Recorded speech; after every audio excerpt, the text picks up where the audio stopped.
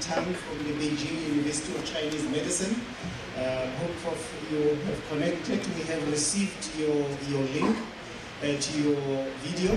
And also I hope that Dr. Donko, Kofi Donko from the Center for Plant Medicine and Research in Mampong, Ghana, you have connected. Similarly, I think, Dr. Samuel Obakiro, Busitema University in Uganda, welcome. And also welcome, I think, to my HOD, Professor Van Zyl, sitting, quietly at the back there, as well as recognizing my other boss, sitting on my far right in the dark corner. Thank you so much, colleagues. I think what we want to do as Africans in terms of, popularizing our research is to ensure that we do the best, I think, science, and that best science is a science that matches, the international standards, that is at par with the international standards. And to do that, we have been, I think, in collaboration with our international partners. We have been, I think, in discussions with people that we have met through conferences where we then want to see the collaborations. So I know that, for instance, if I quickly introduce, I think Professor Tang is a professor of pharmacology at the University of Beijing, University of Chinese Medicine in Beijing. He is, in fact, a collaborator funded, jointly by TIA with the UFS on traditional medicines. But today, I think, his talk will be to share with us what the Beijing University of Chinese Medicine, is doing and how it also internationalizes its research. So, Professor Tang, if you can hear me and if you are ready, we can start your video. Is that in order?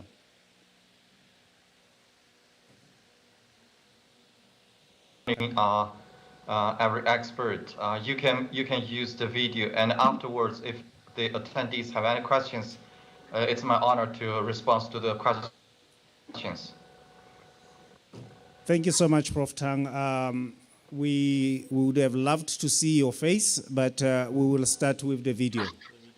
Oh, there he is. Thank you so much, Professor Tang. Welcome.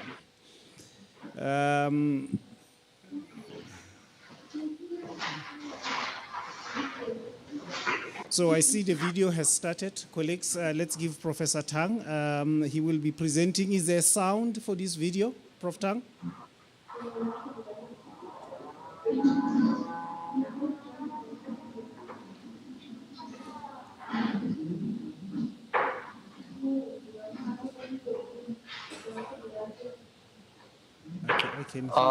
Professor Masabius, do you want me to present right now? Please go ahead. Okay. Thank you.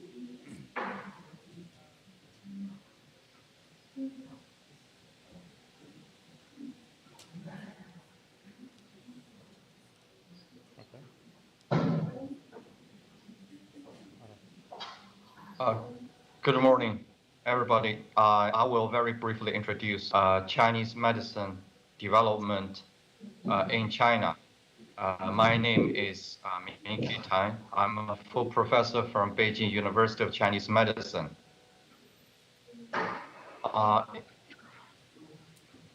In China, we have a very long history in terms of traditional medicine.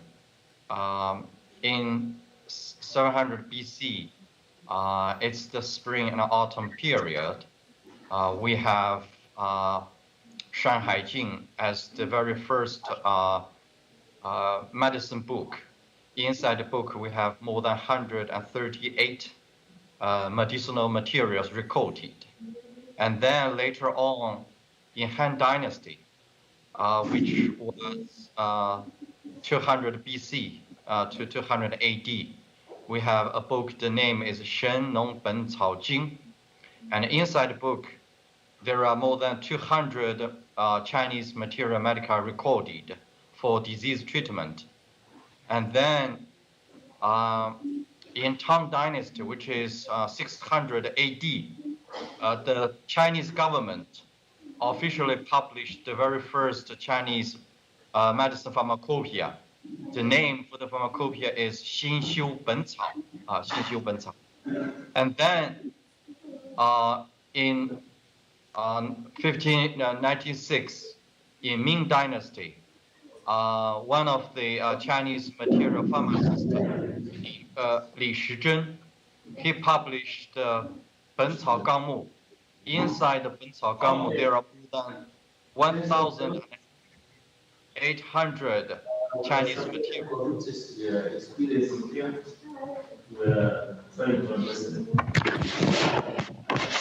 For this, I'll request you to go for breakfast, which is held outside, and that is going to be held by our chairman of this committee and the examiner will have around.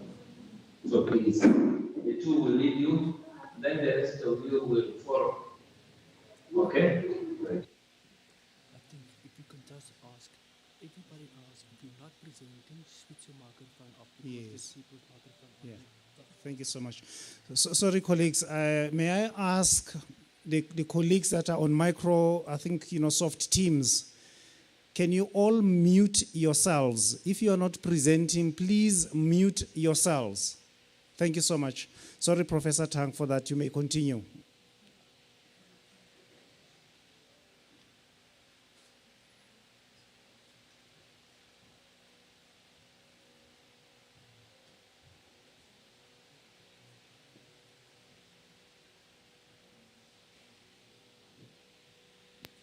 Professor Tang, unmute yourself and continue. Yes, Professor Masabisa, can you see my slides? Yes, we can. Thank you so much. Okay. And then around 1912, Professor K.K. Chang, he discovered Amphindra. And then in 2015, received the Nobel Prize for her research for Chinese medicine.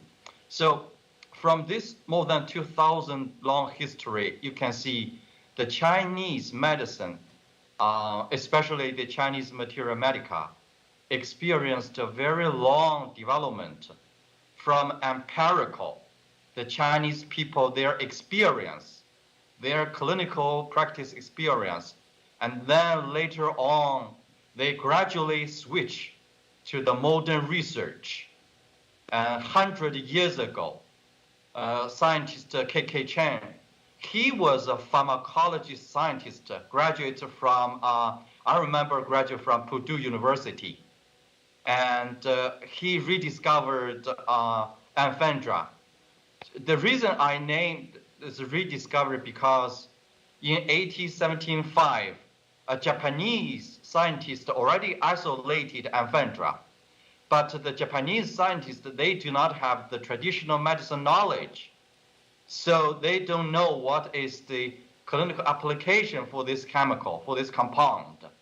And then 50 years later, K.K. Chang rediscovered Amphindra because his uncle is a Chinese medicine practitioner. So his uncle taught him what kind of condition you can use, what kind of disease you can treat. Based on that information, Professor K.K. Chang found out the Amphindra can be used as an alternative for epinephrine and non-epinephrine. So by this long 2,000 experience, now the Chinese, you can see from this slide on my left, this is a very traditional pharmacy store. When you visit the Chinese practitioner, they will prescribe the formula. Then you go to the pharmacy store. They will pick up the very raw herbs and make the formula. Then you pick up the formula, go back your home to boiling to make a decoction, which is a very traditional way. And on my right side, you can see this is a very brand new modern pharmacy store for Chinese medicine. each bottle, you have one herb extracted ingredients. So when you have a formula, you directly go to the pharmacy store. The pharmacist, they're gonna using the computer system to very quickly to make the formula, which is a very small amount of granular. You don't have to boiling. Then you can take this granular with you everywhere. You can take granular very conveniently. And in the perspective of diagnosis, you can see on my left side, which is a very traditional way to take the pulse by Chinese medicinal practitioner.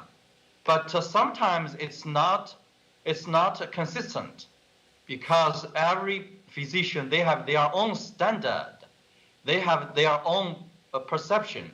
So sometimes it's variable. And then currently we developed this modern machine.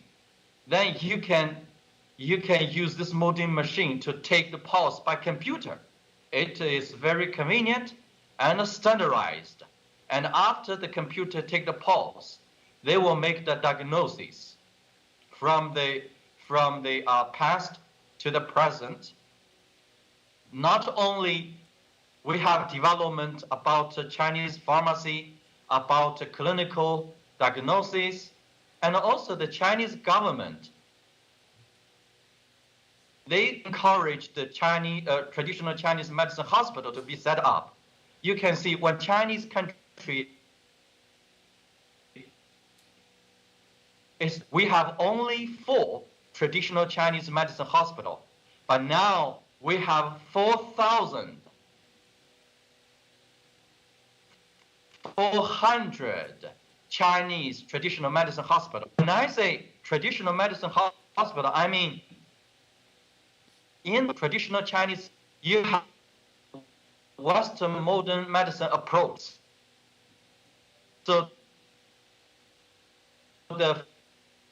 to treat the patient depending on the condition of the patient. And also the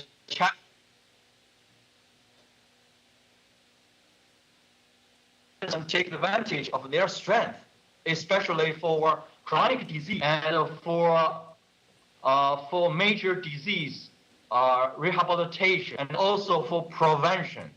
So by integrating with Western medicine, the Chinese medicine currently play a very important role in our healthcare system. And also the Chinese government, they try to cultivate, educate the new generation traditional medicine doctors. So they set up universities around this country.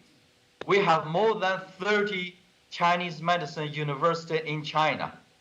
Inside every university, even in the comprehensive conventional medicine university, the Western medicine student, they have to learn the very basic knowledge about Chinese medicine.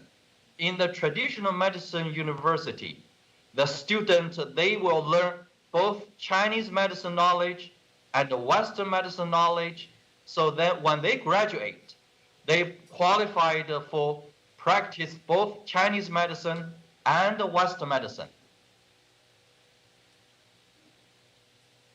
And also the Chinese government, they encourage very deep research and investigation about Chinese medicine to make sure the patient receive scientifically based pharmaceutical products.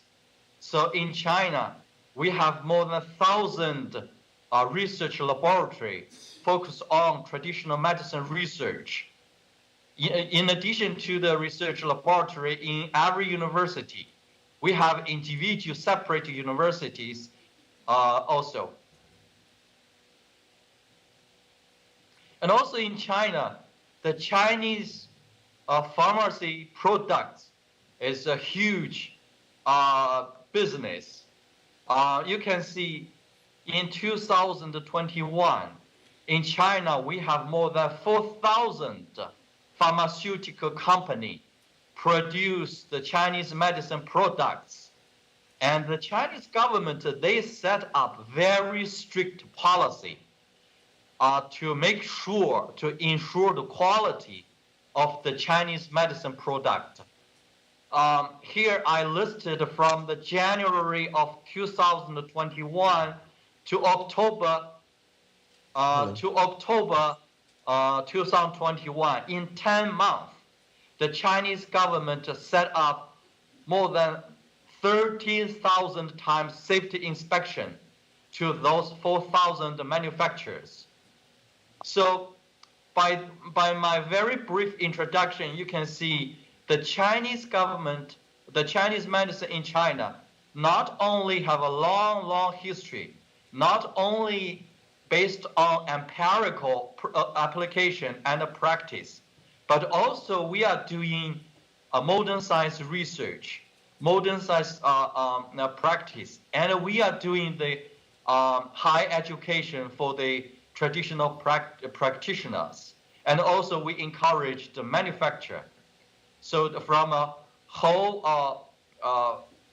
picture, I very briefly introduced this traditional medicine in China. And my university, Beijing University of Chinese Medicine, is the only university in a national level in the area of traditional medicine education.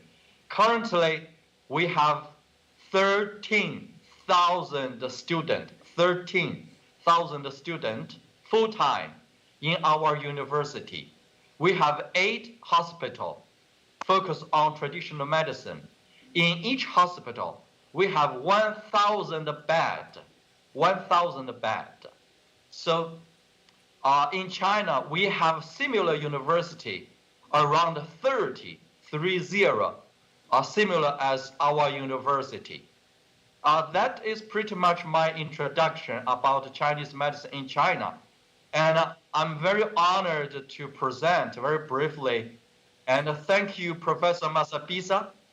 Thank you, audience, give me the opportunity to introduce. I'm very glad to take any questions.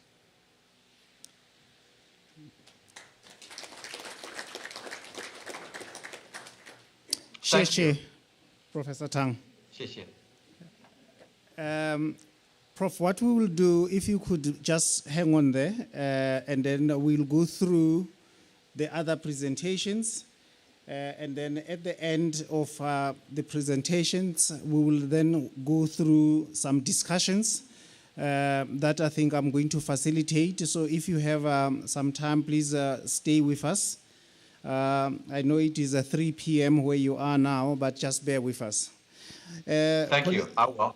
Thank you so much. And then colleagues, I would like then to bring in Dr. Samuel Obakiro. I don't know whether you are ready from Uganda at the Busitema University in the School of, I think, pharmacology or pharmacy to give us an overview of the work that I think Busitema is doing on traditional medicines.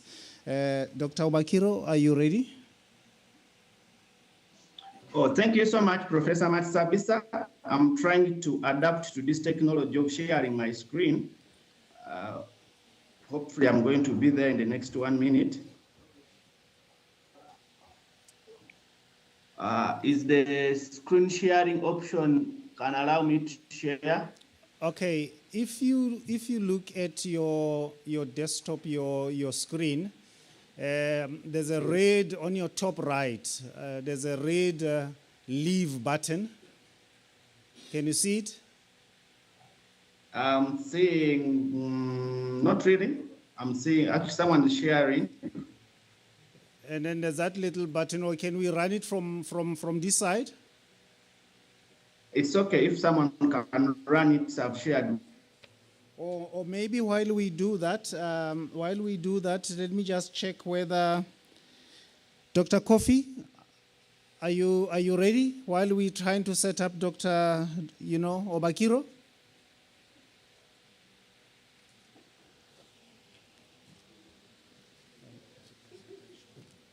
Send me a presentation.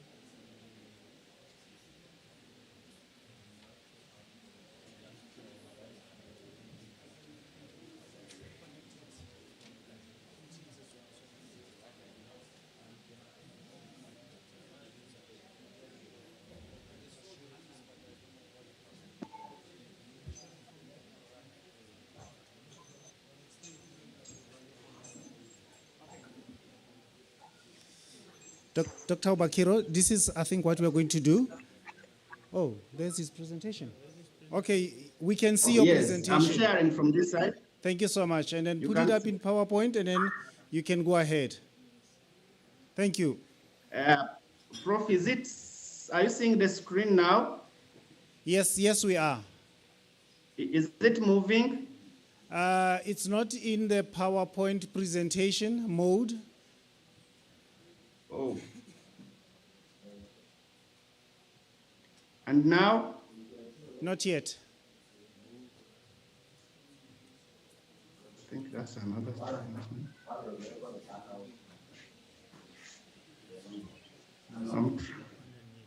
The small buttons there he goes.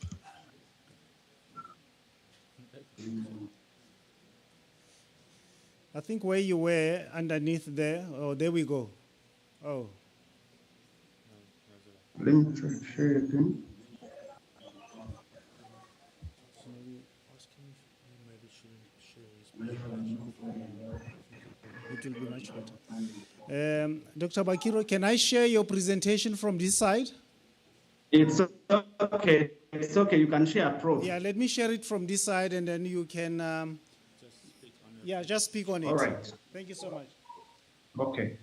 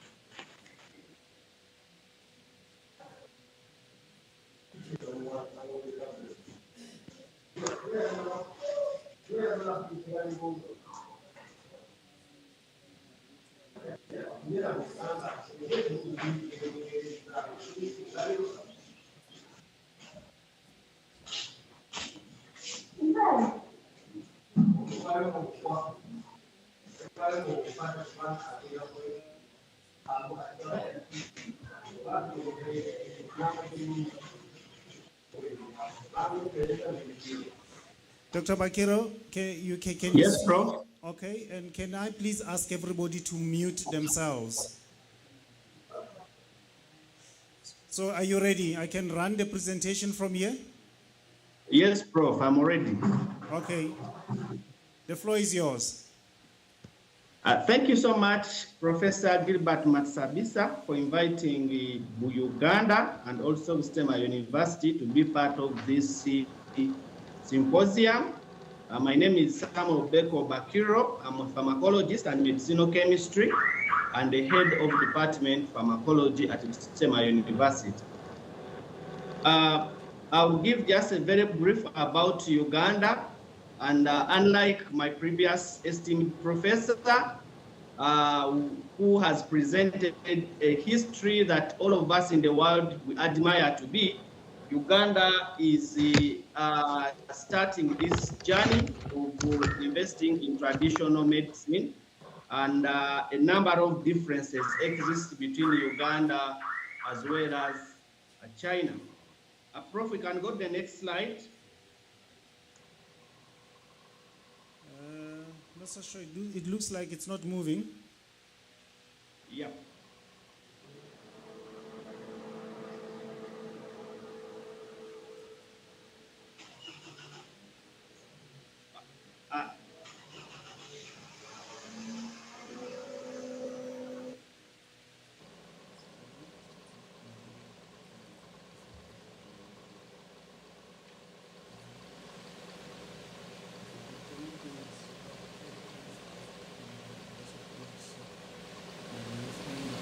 I lost connection.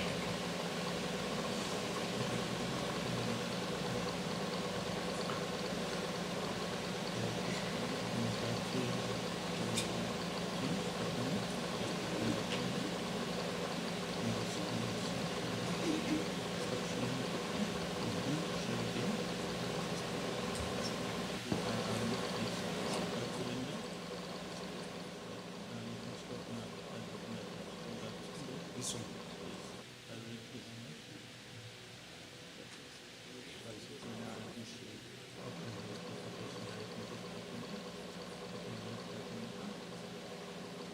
Can I do that?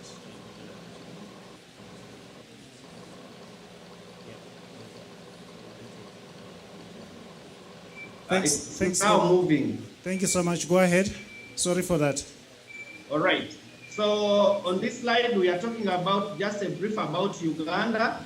Uganda has a population of around 42 to 45 million people, and currently Uganda is regarded as a low income country, and we really still lag behind. But out of the 45 million people, approximately 60% in Uganda use traditional and complementary medicine, either singly or in combination. It is also very, very important, before I go further, to let the people who are attending this conference know that Uganda has just recently, in 2009, enacted the Traditional and Complementary Medicine Act. Before 2019, there was no any legal framework to support research and development, as well as use of traditional and complementary medicine. And complementary medicine lies in the docket of Ministry of Health, with special mandate given to the National Drug Authority to supervise, license, and all practices associated with traditional medicine. Regarding research, Uganda has an organization which we call the Uganda National Health Research Organization that is mandated to do research in traditional and complementary medicine, with the Natural Chemotherapeutic Research Institute mandated to do research in this area. As of this year, Uganda had 216 herbal products or natural products that have been scrutinized by the National Drug Authority, and therefore they are notified. As of this year, Uganda has only conducted one clinical trial, which clinical trial was as a result of COVID-19 therapeutic. So really, Uganda is at the infancy of this industry, and we are trying to do all what is possible to try probably catch up with those developed countries in traditional medicine. To fast track the development of this industry, the President of Uganda, His Excellency General Kaguta Museveni, is a champion, and he believes in traditional medicine after many of the retreats has got in China, India, and South Africa, and Ghana. So he has set up what we call the Presidential Scientific Initiative on Epidemics to champion the discovery of and development of this industry, and this initiative lies within the Ministry of Science, Technology, and Innovation, which is another ministry in the office of the President. Again, not until last year, part one, that is 2020, there was no funding in traditional medicine from the government that was substantive.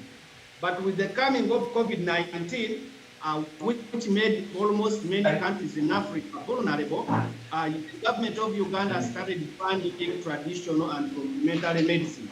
And in 2020, 2021, close to $5 million was invested into this research, and in the just concluded financial year, $12 million was put into R&D of traditional and complementary medicine. This is the biggest amount of money the government of Uganda has invested in TCM R&D. And because of the capacities that lie within the universities in terms of infrastructure as well as human expertise, research and development in traditional medicines is largely in universities. But the challenge we've been having in Africa, or in Uganda in particular, many of the research in universities is about publish or you perish. Therefore, there has been less of product development, if not any product. You may find even our great institution in Uganda, which is Makerere University, and no product that has been developed from that university that is directly addressing or from traditional and complementary medicine. This slide is trying to show those who are not familiar with the geography of Uganda. This is a map of Uganda, and I'm trying to show you the different hubs where traditional medicine is being researched in. Currently, I'm from Busitema University, and Busitema University is located in the eastern part of Uganda. But we have a Guru University, which is in the northern part of Uganda. Then we also have Makerere University and Mbarara University from the southern part of Uganda. This, compared to what I've heard from Professor Tang in China, is a drop in an ocean. But we are very optimistic that we have started and we can move forward. Now, to these universities, there are some support facilities that the country is putting in place. For example, the Uganda Virus Research Institute is being put in a state-of-art situation to support in vitro studies in traditional medicine. We have the Directorate of Government Analytical Lab that has been facilitated and is doing chemical analysis that is linked to traditional medicine. Then Makerere University College of Veterinary Medicine has been facilitated to put up a state-of-art animal facility for animal trials. And then Makerere College of Health Science is putting up a clinical trial center, which we call the CONAT platform. So this is the situation in Uganda. As you may see, we are still starting. Prof, you can go to the next slide. So speaking to Busitema University, where I belong, Busitema University has a Natural Product and Research Innovation Center that was started by His Excellency, the President of Uganda, as one of the many interventions that he has put in place. So this center is in Busitema University, and I'm the principal investigator or the director of this center, and we are interested in developing traditional and complementary medicine. We are putting up infrastructure, and this is our current appearance. We have a one-floor building with some equipment, not the best, but at least we have some equipment within our center. Prof, next. Yes, so in our center, we've gone so fast, yes. We have a multidisciplinary research team. This is one of the first in Uganda, which has almost all expertise that is required to bring a herbal product or a traditional medicine product on market. Our mentor and esteemed professor, Professor Paul Wako, is a clinical pharmacologist who was to be the vice chancellor of this university. So we have expertise who have trained from China, from Germany, from South Africa, that are part of this team, and they are building their competencies to ensure that we come up with a standard product when it gets onto the market. Next, Prof. Yes. Now, out of the initiative the president has put up, Busitema University was able to formalize a memorandum of understanding with the University of Free State. Particularly, we want to thank Professor Matisabisa, and perhaps that's why I'm making this presentation, because we have a running MOU to try to develop this industry between South Africa and Uganda. So this was one of the events that our Vice Chancellor and the Professor Peterson, when we are signing this MOU in the middle of this year. We are very expectant and excited that this MOU will take Busitema University, and also through this MOU, we can be able to coordinate with China through Professor Matisabisa and other collaborators Professor Matisabisa is working with. Next, Prof. Yeah, so you can jump that slide, go to the next set of time. This slide, we want to say that the president of Uganda and Uganda at large is trying to do all what it takes to link its researchers to various international researchers. So in this picture, we got a representative, two of them from the FDA, to try to train us about standard practices and quality as far as traditional medicine is concerned, such that when Uganda is going to bring its products after clinical trials, they can be internationally recognized, and hence they can go both on the local and international market. So Professor Kanen is one of the FDA representatives who have come to us to train. Next, Prof.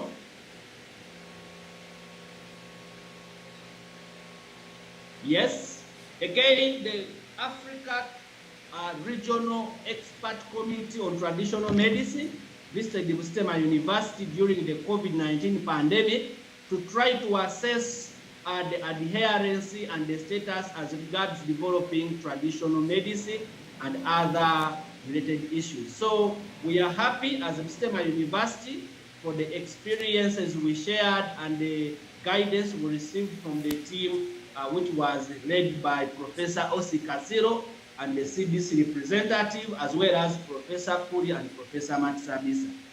Next. Lastly, this is a photo when the president of Uganda, that team from the World Health Organization, was supposed to brief the president. Unfortunately, they didn't, and the minister delivered the report from the World Health Organization team, and we are part of this engagement, and the president has promised overwhelming support to this industry, and we are very grateful for that. So we can go to the next slide.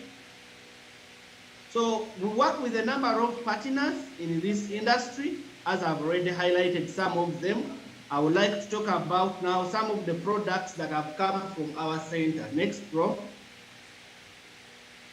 Yes, so at the Natural Products and Research Center in Busitema or in Uganda, our focus currently is on I'm talking about 3 years ago, as much as some of us had done some research at PhD level and postdoctoral level in traditional and complementary medicine, but this center is currently focusing on 3 conditions. We are developing products for diabetes mellitus type 2, acute respiratory tract infections, viral in nature, including COVID-19, but also there is a very big problem in Uganda and I hope in Africa as regards erectile dysfunction.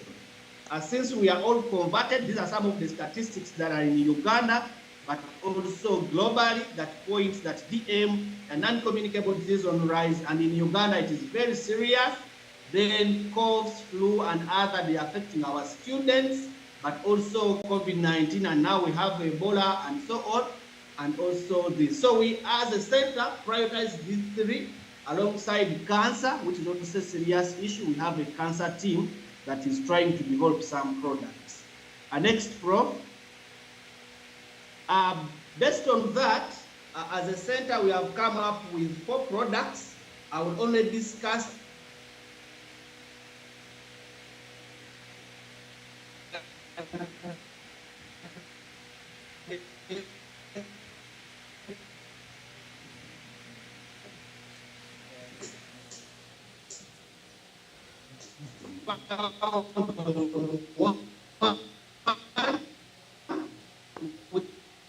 Yeah, so sorry, Prof.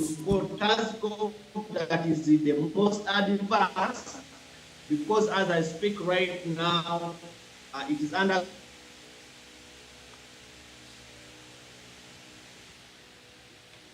Yeah, Dr. Obakiro, it looks like we have a network problem from your side.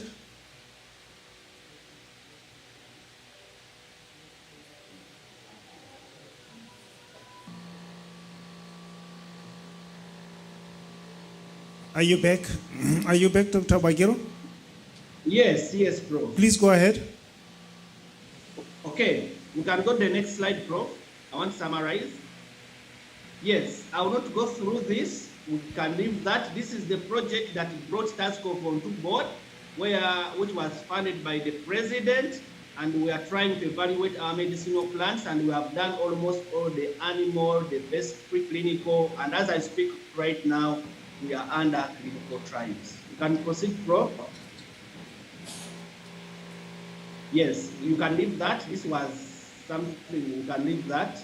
Yes, this is still a summary of the studies that have been done on TASCOF, and as I've already communicated, we have finished almost all the studies we believe that are required, and the only study that is ongoing currently is the clinical trial.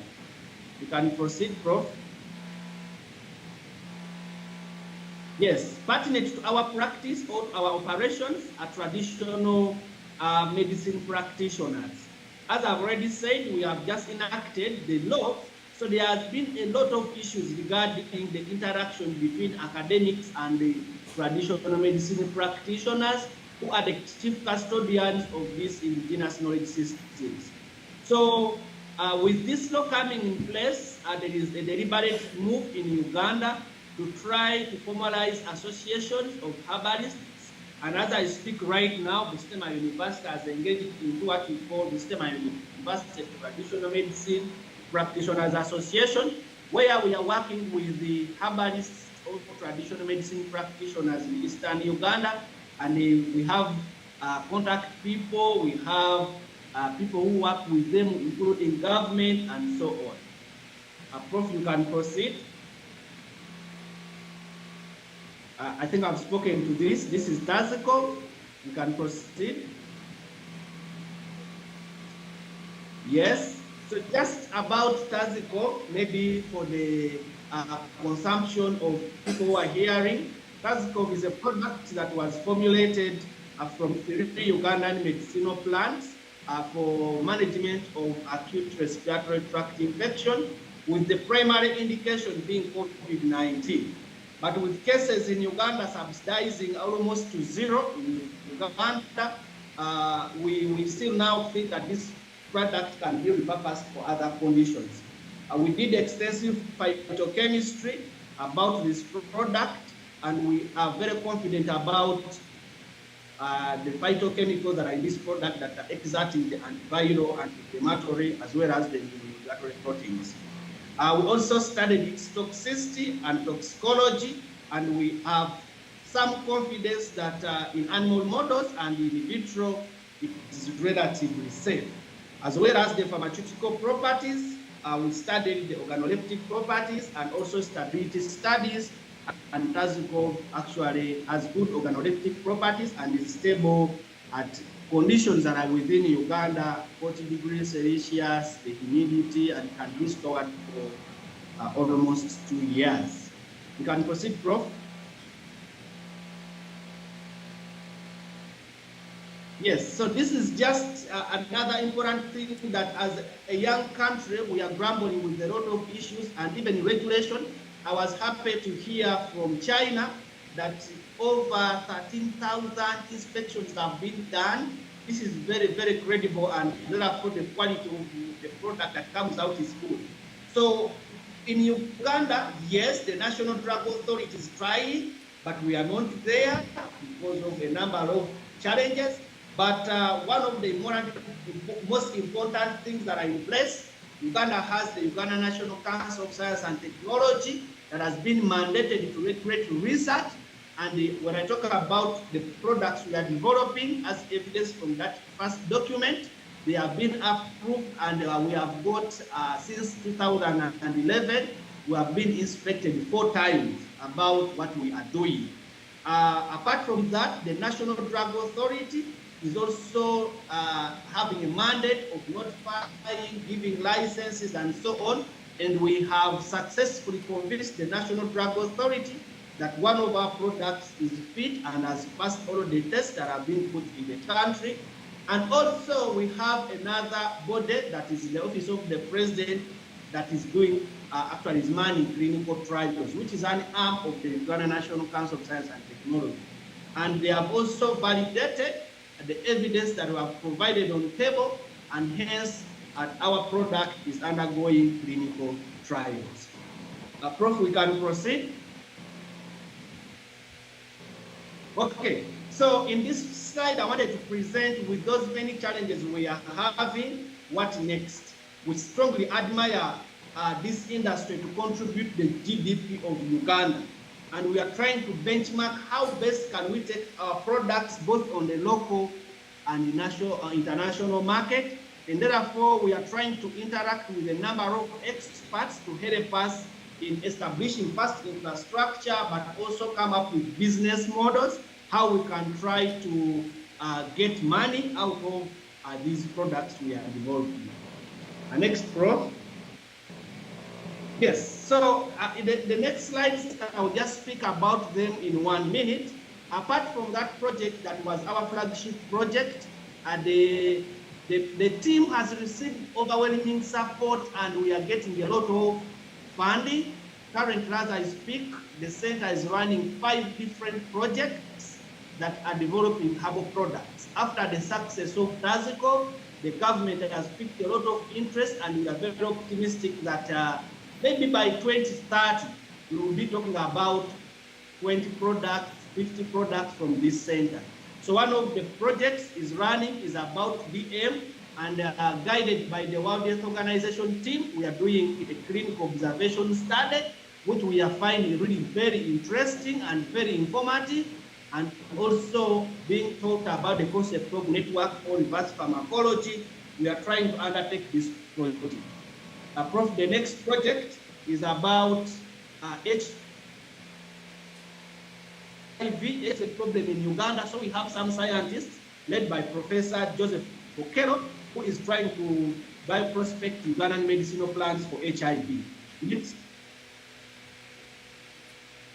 Yes, skin conditions and dermatological diseases are a big problem, and some of them have become neglected in Uganda.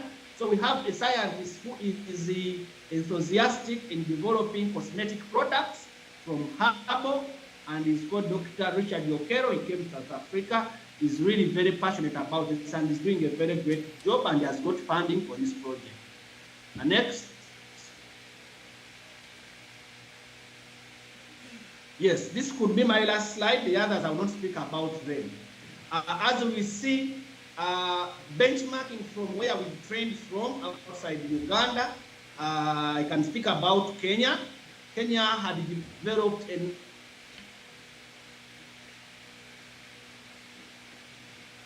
natural in the names of Shamba.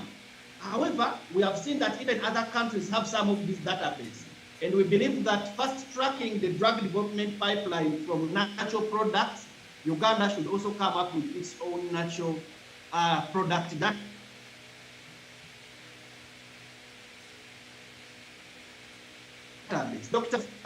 Working with Dr. Anima Moses, Uganda is developing or putting up a database that will facilitate virtual screening, but also will facilitate high throughput screening of natural products.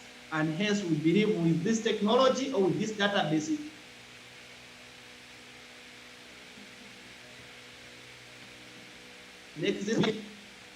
so we can reduce the time from which we can develop our products. For the interest of time, allow me to stop here and thank Professor Matsabisa for inviting Stema University and Uganda to be part of this conference. Thank you so much for God and my country. Thank you so much. Thank you so much, Dr. Obakiro, for that. I think without wasting much time, I would like to go to the West and ask Dr. Kofi Danko from the Center for Plant Medicine Research. Dr. Danko, we are running slightly out of time, so if you could keep, I think, the slides to about 10-15 minutes, I will appreciate it, so that we can then have the round, session discussions. So, Dr. Dango, the floor is yours. Prof, please, can you hear me? Please, kindly share the slides, okay? Okay, did you send them through to us? Yes, we can do that. Just give us a second. Yes, I sent your email.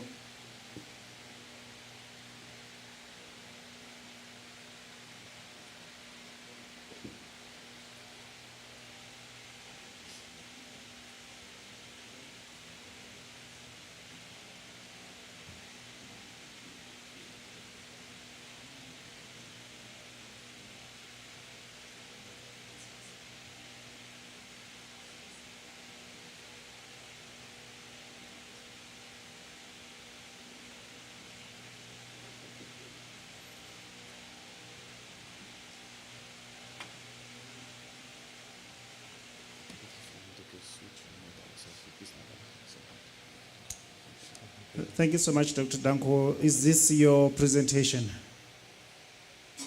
Yes. Yes. Yes. The floor is yours. Please go ahead.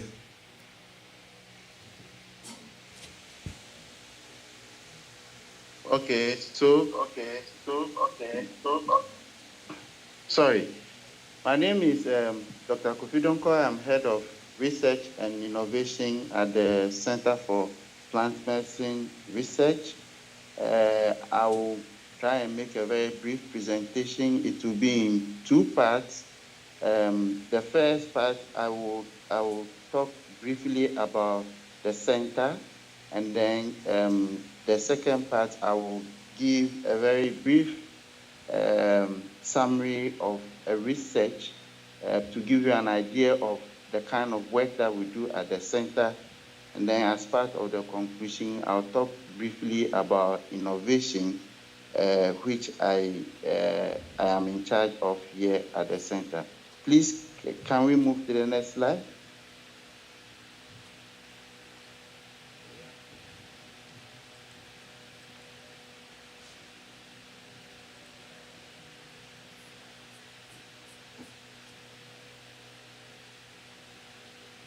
Please, can we move to the next slide?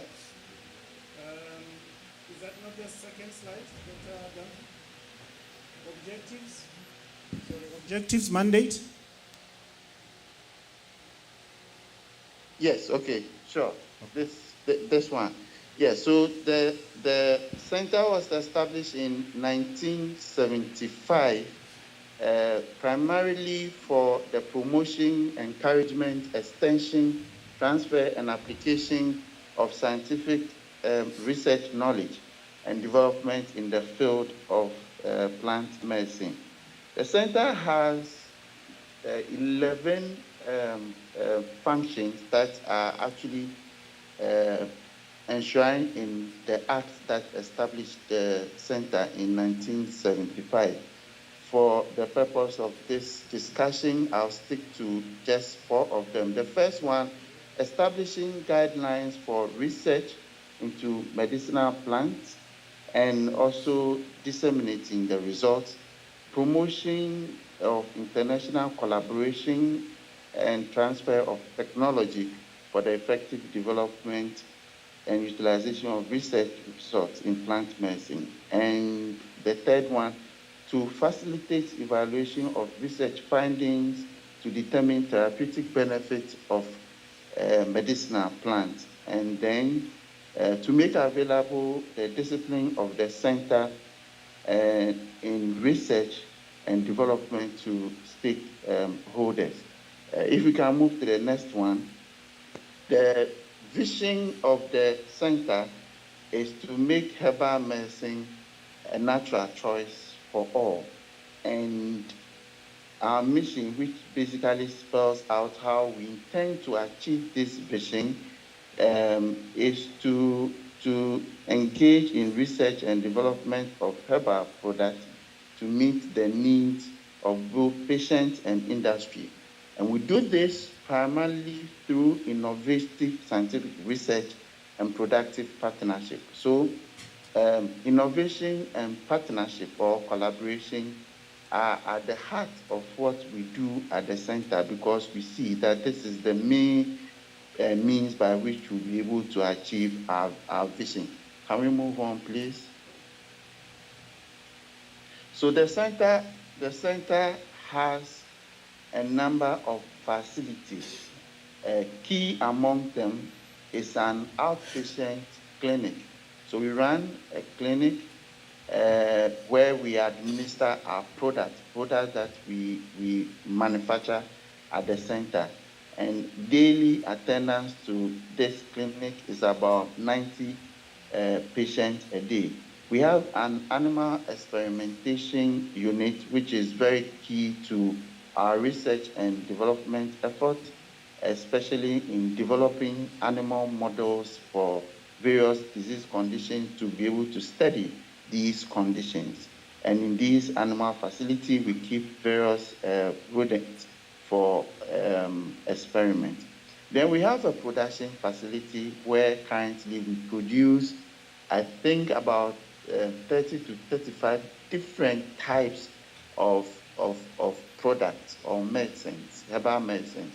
And these are what we administer in our clinic. But of course, these products are also sold in the OP markets as herbal products. Then we also have a herbarium where we keep specimen vouchers of our research, and we actually have data for medicinal plants in Ghana. In fact, we have very good data dating back over 50 years of specimens that are collected. Then we also have several arboreta where we cultivate medicinal plants for our products. So most of the plants that we use in the production of our herbal medicine are grown or cultivated by the center, and we grow these in our various arboreta. We actually have 4 of them scattered across different geographical locations in the country. Then we have key research departments. We have department for pharmacology and toxicology, where I work myself as a research scientist. And this department has the animal experimentation unit, and the key things we do here are drug delivery, drug discovery, basically at preclinical levels. We also have a department for microbiology. They also do a lot of preclinical studies in antimicrobial drug discovery. We have a department for phytochemistry and phytochemistry department, sorry. And this department is our chemistry department that looks into isolation and characterization of medicinal plants, phytonutrients.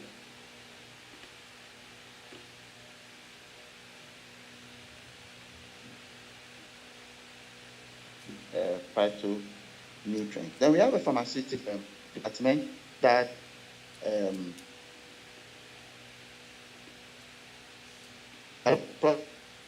we have a pharmaceutical department that is into formulation of our products, and we have a department for plant development.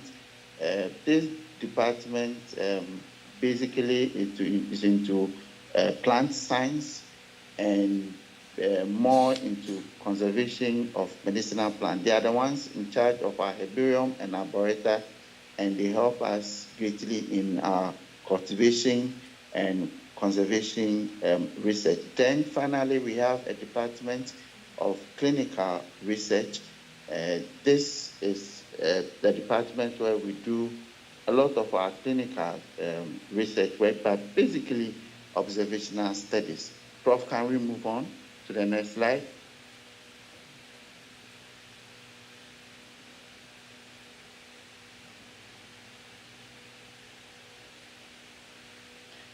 Good, so this is where I present to you a very summarized study, just to give you an idea of what the kind of things that we do here at the center. So when at the onset of the pandemic, we decided to develop a product for the COVID-19, and the product that we developed is Immune. Prof, let's go to the next slide, and I'll take you through very briefly what exactly that the preclinical studies were leading to this product. So for preclinical studies, we are looking at in vitro efficacy studies. We are looking at chronic toxicity studies in laboratory animals. We are looking at advanced toxicity studies such as mutagenicity, carcinogenicity, and cytogenicity studies.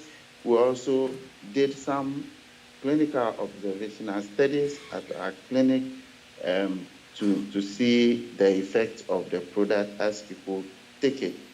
And so, Prof, can we move to the next slide? I present to you summarized results of this study.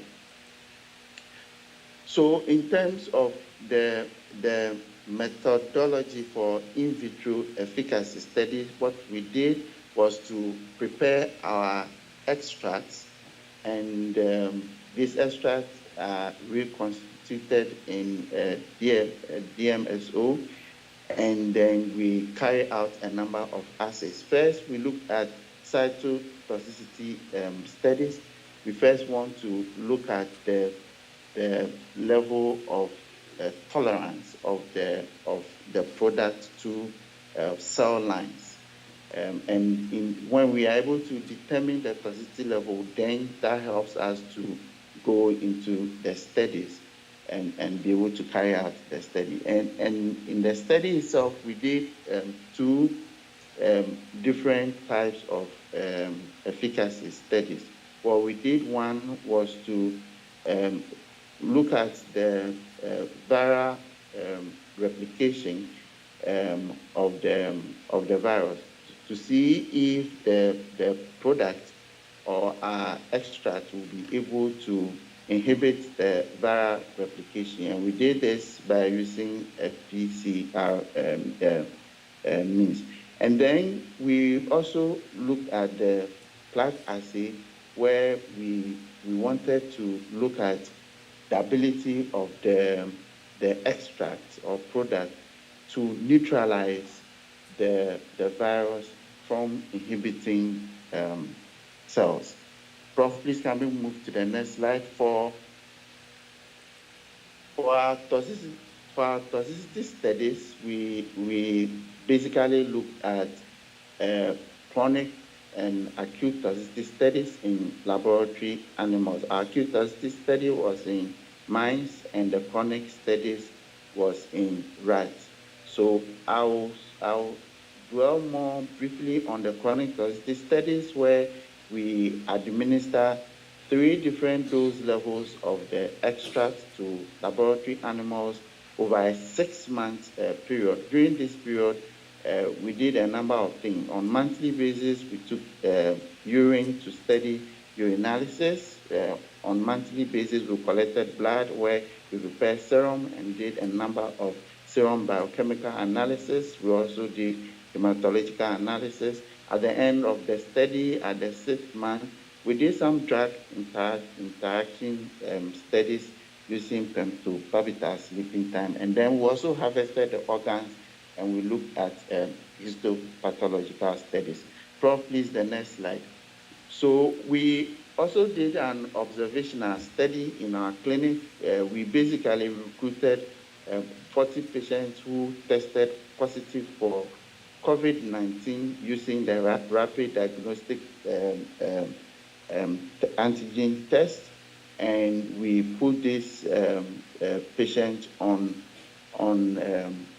intervention. The intervention was our product, Miss Nibima, which is already a product that has marketing authorization, and also in Immunim, the product that we are developing. Prof, if we can move to the next slide. So for the replication studies, the PCR studies, this is the result. We set off a cut point of a log of 5.7 for activity.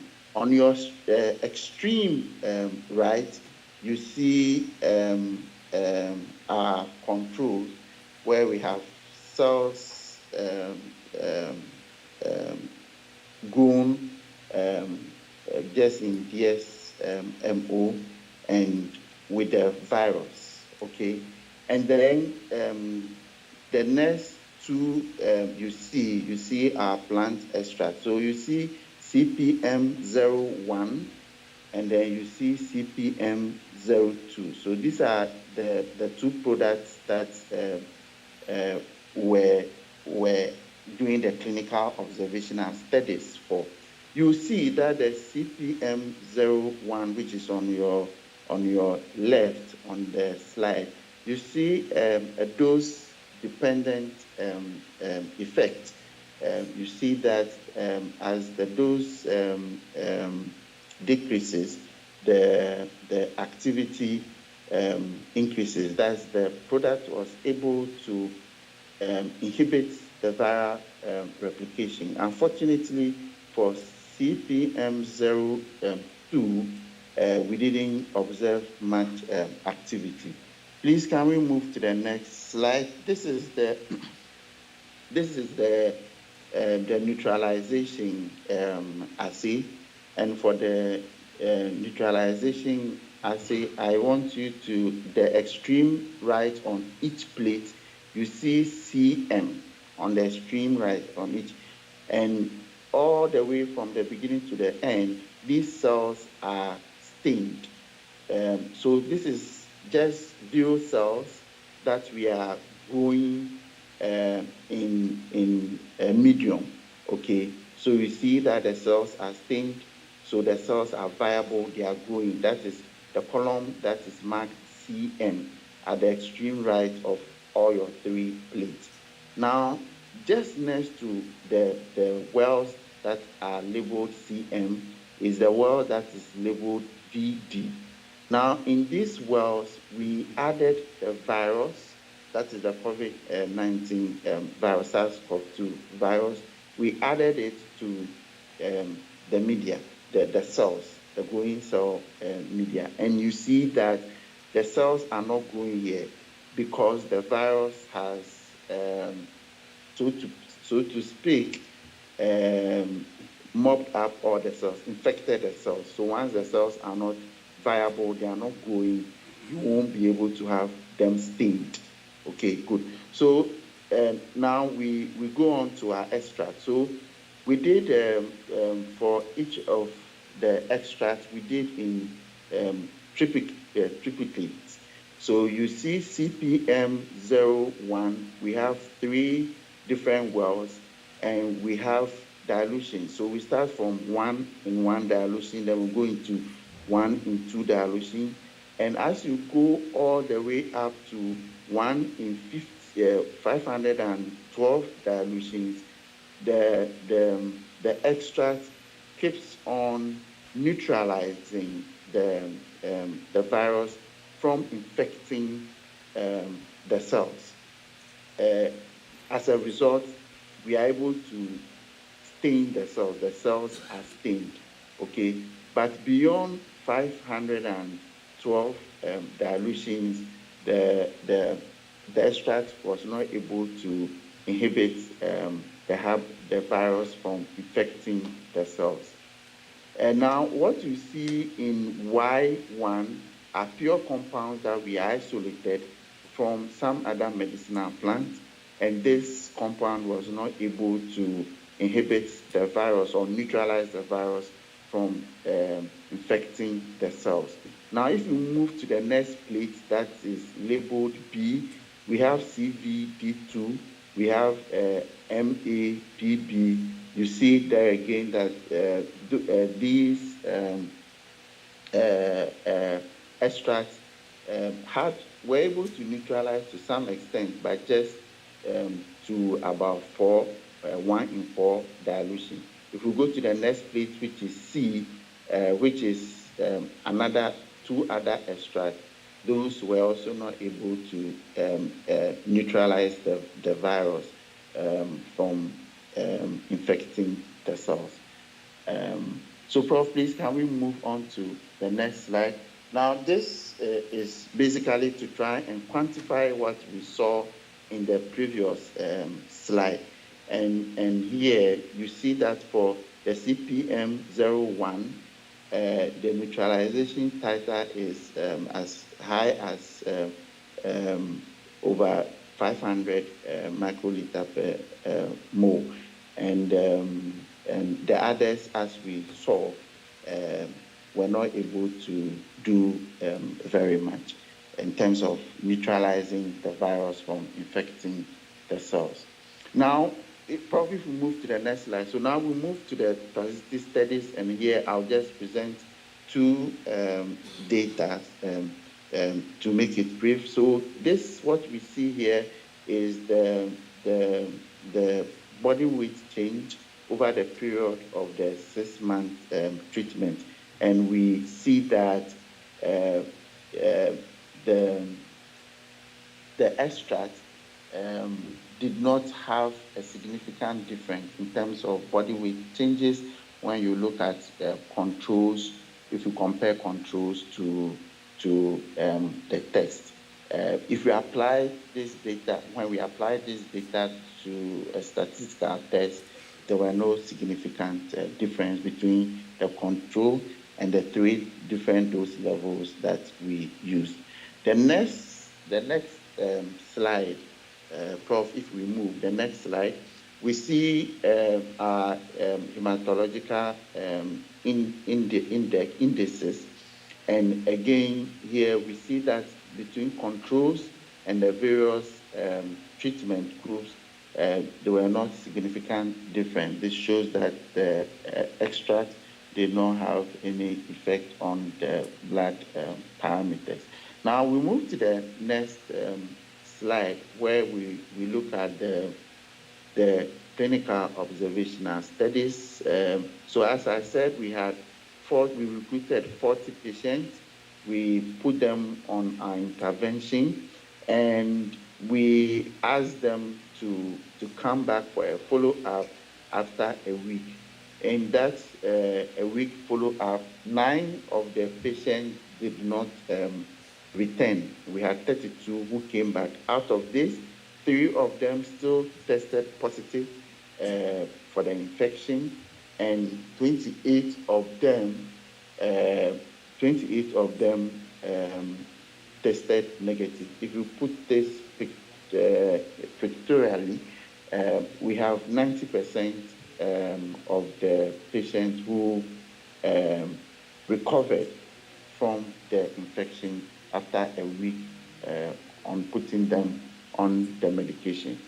So by conclusion, in this study, we see that the product under development has anti-SARS-CoV-2 activity in vitro. We also see that it did not have deleterious effect on laboratory animals upon prolonged administration. For this study, we would want to probably move to the next slide, and in fact, the next 2. So for this study, we would like to acknowledge the National COVID-19 Trust Fund that financed us, the Noguchi Memorial Institute for Medical Research, that we did this work in conjunction with some aspect of this work with, and then the Center for Plant Medicine Research. Prof, if we move to the next slide, just to conclude, Prof, still move to the next one. I want to spend a minute and talk about collaboration at the center. Prof, please, the next slide. Collaboration at the center. And there are a number of things we are doing at the center that we think that is critical, that we look at collaboration. The first one is clinical trials. The center has, like I said, about 30 to 35 products that we produce here at the center, and we administer in our clinic. Those that have marketing authorization are dispensed in hospitals and in pharmacies across the country. What we have not done for virtually all our products is clinical trials for a number of reasons, chiefly finance. And currently we are looking actively if there are ways that we can collaborate to be able to take some of our products through clinical trials. Yesterday, I listened to the presentation from Farmer, and I'm thinking, Prof, if we could work together to see if we can take some of our products here at the center through clinical trials. Also, a number of our preclinical studies that we do here, and it gets to a point where if we collaborate, we'll be able to do a lot more than we are doing currently. So we have an active research in pain. We want to start something in epilepsy. We have very active research in autoimmune diseases, infectious diseases as well. Can we start looking at collaboration where we can rapidly go through these things and come up with some useful results to get us to an end where we can have products developed out of this. Then finally, I want to talk about biotech. On Monday, I decided to look at some data, and in America alone, for the month of October and November alone, just the month of October and November, I found out that a little over 20 biotech companies raised more than $1 billion, for drug development, drugs that are in preclinical trials and in clinical trials. And these are just drug candidates in clinical trials and preclinical trials. And a little over 20 companies in just under 2 months raised over $1 billion. I think this is an area, this is something that if we collaborate well here on the continent, we can easily do. We have a lot of traditional medicine that can easily serve as means of getting drug candidates for research. If we bring on board our chemistry partners in our various institutions, we have very good people in chemistry. If the pharmacologists would work together with these chemists, and we can, out of our traditional medicines, we can come out with drug candidates that the chemists can even modify if we like, into more potent drug candidates. I think that we'll go for, this is a continent that we think that we need more funds, we need money, we are not developing. I think this is an area that if we collaborate well on this continent, because of the numerous traditional medicines that we have, which can serve as a base for drug candidates, will go very far in this regard. So we move to the next slide, and I thank you very much. This is U500. Probably move to this is U500. This product is for BPA, that benign prostatic hyperplasia. We could perhaps look at it for clinical trials. Thank you very much, colleagues, for paying attention. Prof, thank you. Thank you so much, Dr. Danko. Colleagues, I know that we are running out of time, but I just want to do justice, maybe see if there are sort of questions from the floor.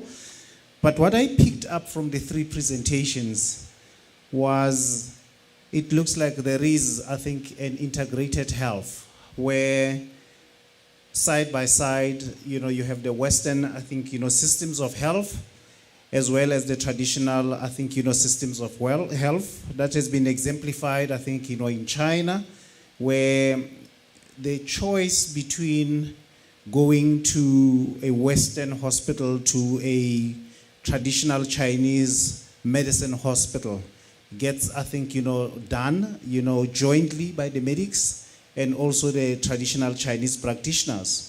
But as well as it looks like the patients also play a role in deciding to see, this is where I want to go.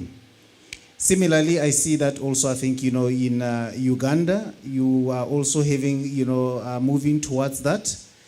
But I know also in Ghana, which I want you, Dr. Donko, maybe just to, in a minute or so, talk about it. In Ghana, there are traditional medicine clinics, or not really hospitals, but clinics that are found at the referral hospitals in Ghana.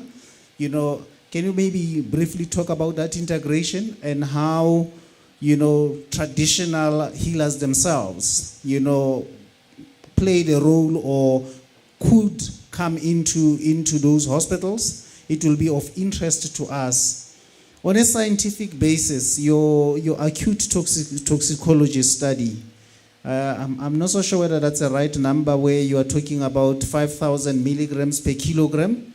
That would equate to a 70 kilogram person to be 350,000 milligrams. Is that not too much?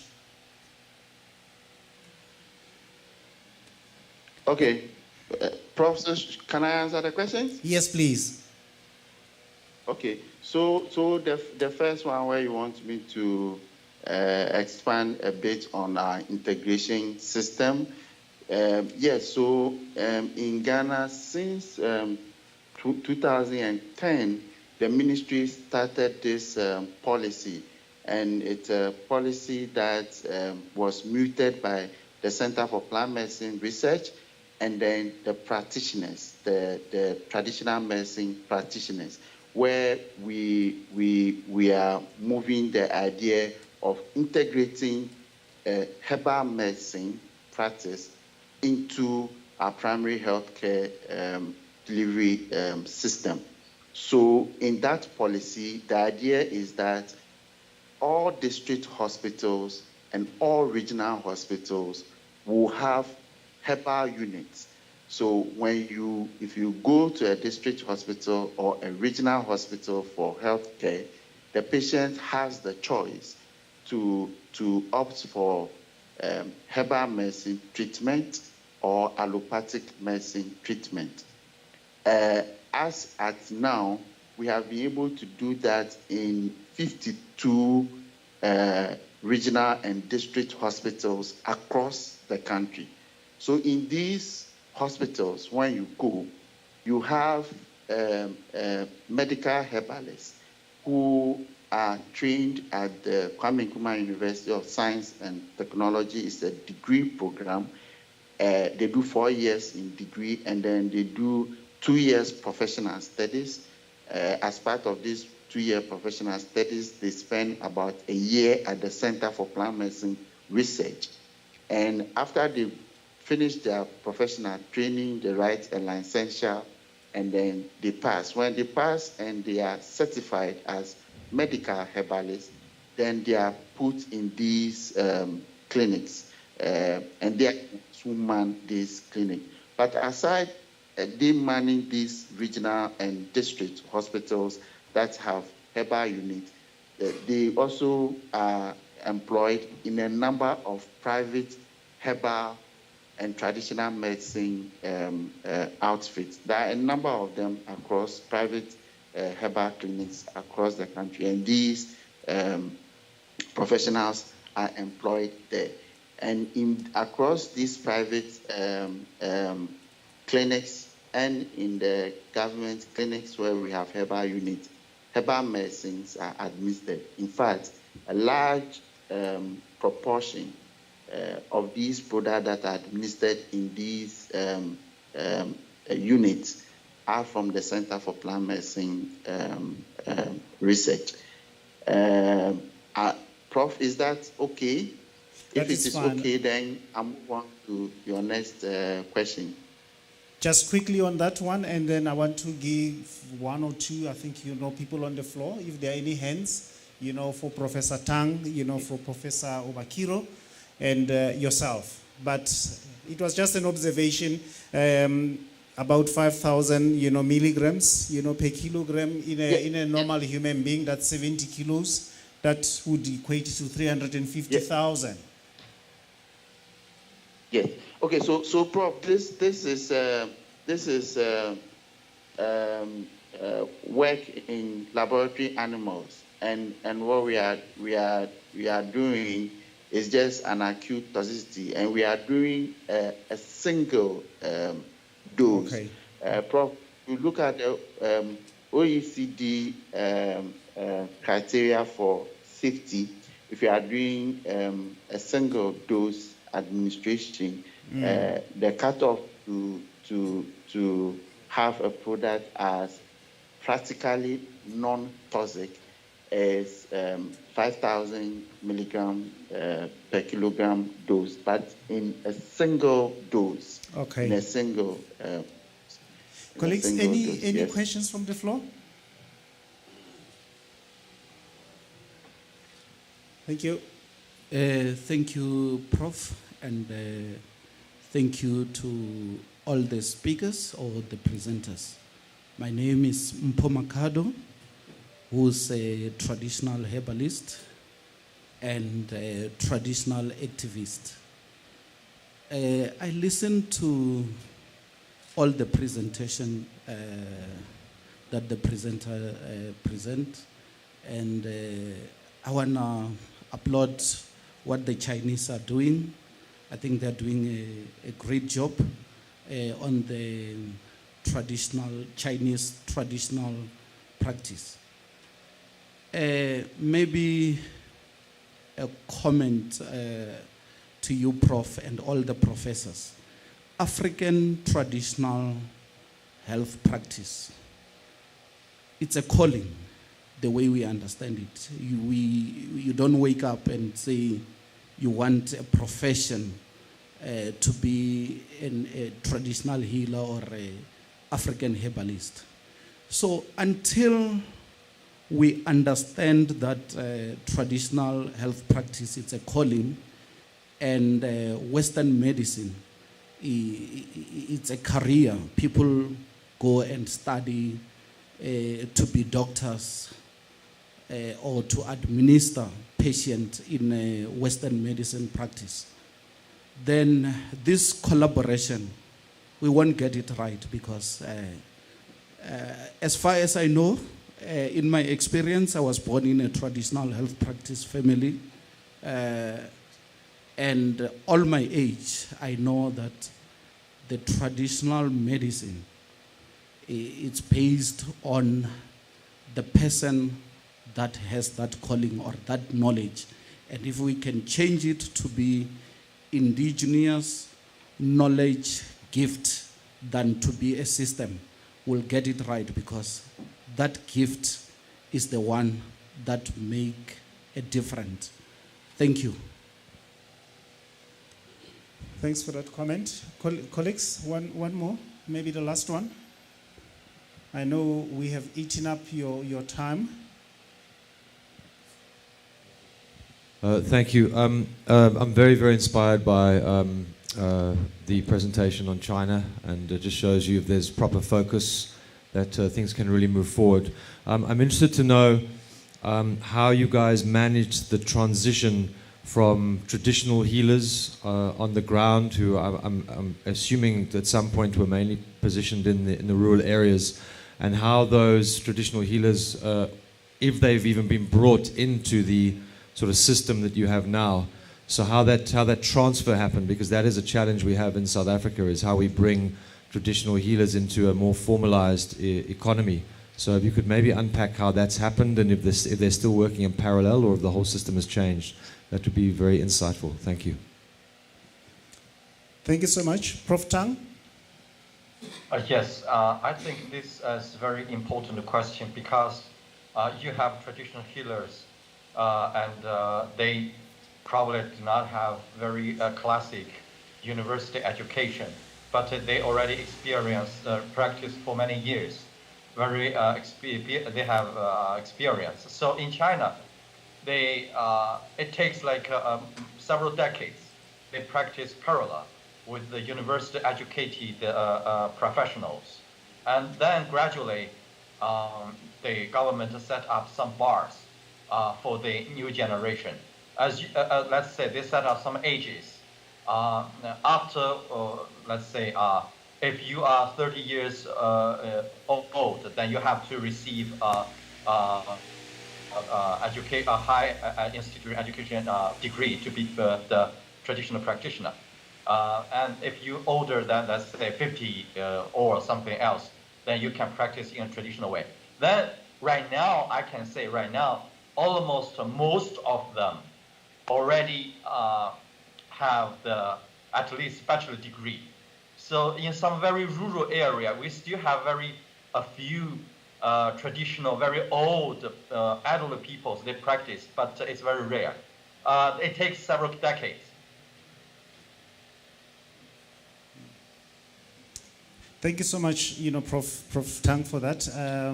But also, I think, the integration that I think, we're talking about is at two levels. It's an integration at the science level, collaboration at the science level, where we want to look at product development, not necessarily looking at the practice. I'm also trying to respond to Ndati there, but also the integration at the health level. That's where we're talking about the practice. How could traditional healers, work hand in hand as they treat patients, not training them, but as they treat patients. How could we do that? Are we going to see something more closer to that? Not changing what they're doing, but bringing, I think, the two systems to work in harmony. I think that's what we're talking about. So we're not saying universities would go and buy utwasisa abantu as a state lord. We are literally saying, use utwasile. And then how then do you work and collaborate with the health professionals?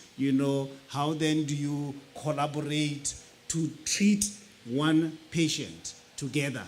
I think that's where we need to start moving along. So if we can all recall, there's collaboration at the science, at the research level, but also the integration of the health systems. Those are the two different things. Colleagues, thank you so much. I know that we've eaten, I think, a lot of your time.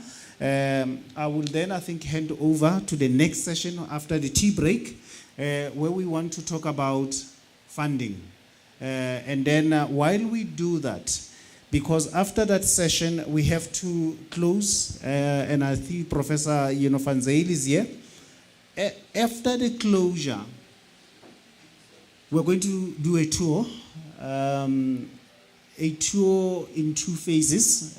One, we want to take you, it's on the other side, of where we are, so we're just needing to have to walk, where we want to show you the initiative from the University of the Free State to develop or to build a GLP certified traditional medicines laboratory.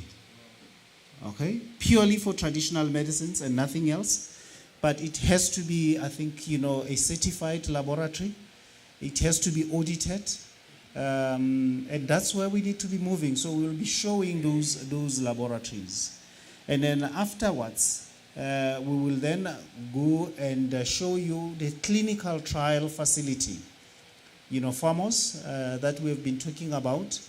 And then we'll then have lunch at FAMOS.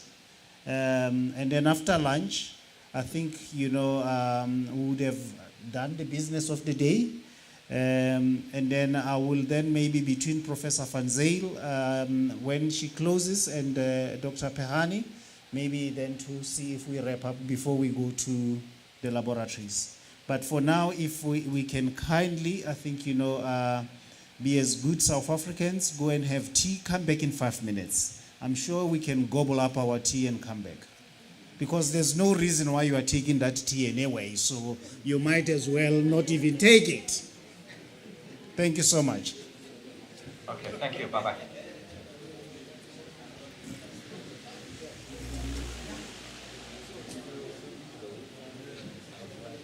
Thank you so much. I think, Professor Tang and the colleagues, online, we really appreciate, your support.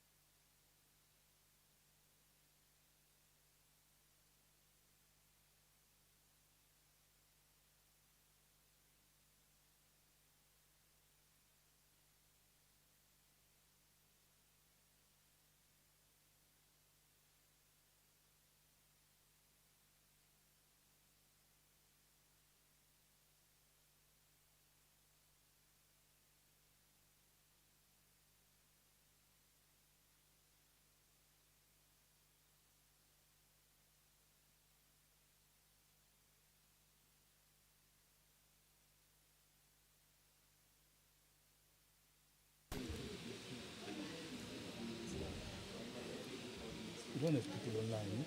Hmm? We don't have people online now. Okay. Still good morning. So I'm going to ask that we settle down. Those are still having tea, they can then join us while we've started. My name is Vusis Kosana from the Technology Innovation Agency. I'll be facilitating this session. Saving the best for last, of course.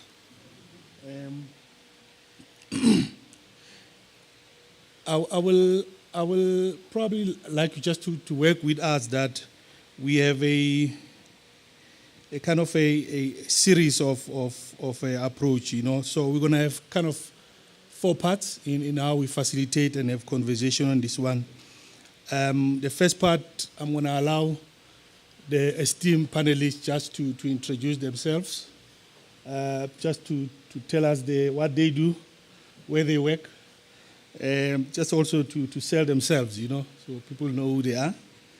And then we'll then go to kind of a presentation mode. I've agreed with the panelists that they will kind of spend around 5-6 minutes each. What I will do, I will sit down, and then after 5 minutes, I will stand. I promise I will not take away the mic from you, but that will give just a signal that you've already exhausted the 5 minutes, because we want to engage with everyone in the room.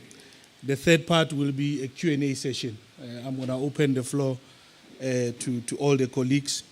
Then after the colleagues have made questions, clarity from the presentations, we'll then have closing remarks from our panelists. You know, they will also probably be invited to call for action. What can we do collectively together in making sure that we increase opportunities for IK's-based research, ideas, and innovation? This is the Funders Corner, panel 5. Welcome, everyone. We will try to have some codes when we engage. We'll try to make sure that we are impartial to the desired outcomes, making sure we give everyone a voice. The knowledge of all the panelists, at least let's take cognizance of that.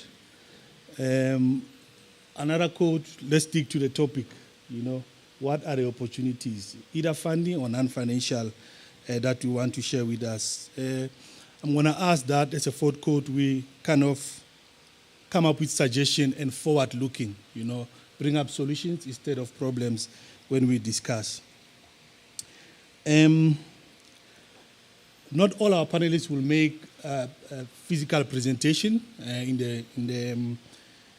the second part, so please bear. There will be those that will be presenting, some will not be presenting. So we'll call on those PowerPoint slides. Maybe let's go from my left to right. Just quick introduction, and tell us a little bit about yourself, where do you work, and you know, what do you do there, and your expertise thereof. And then we'll take it per order. Just around 2 minutes, 3 minutes if you can. Yeah?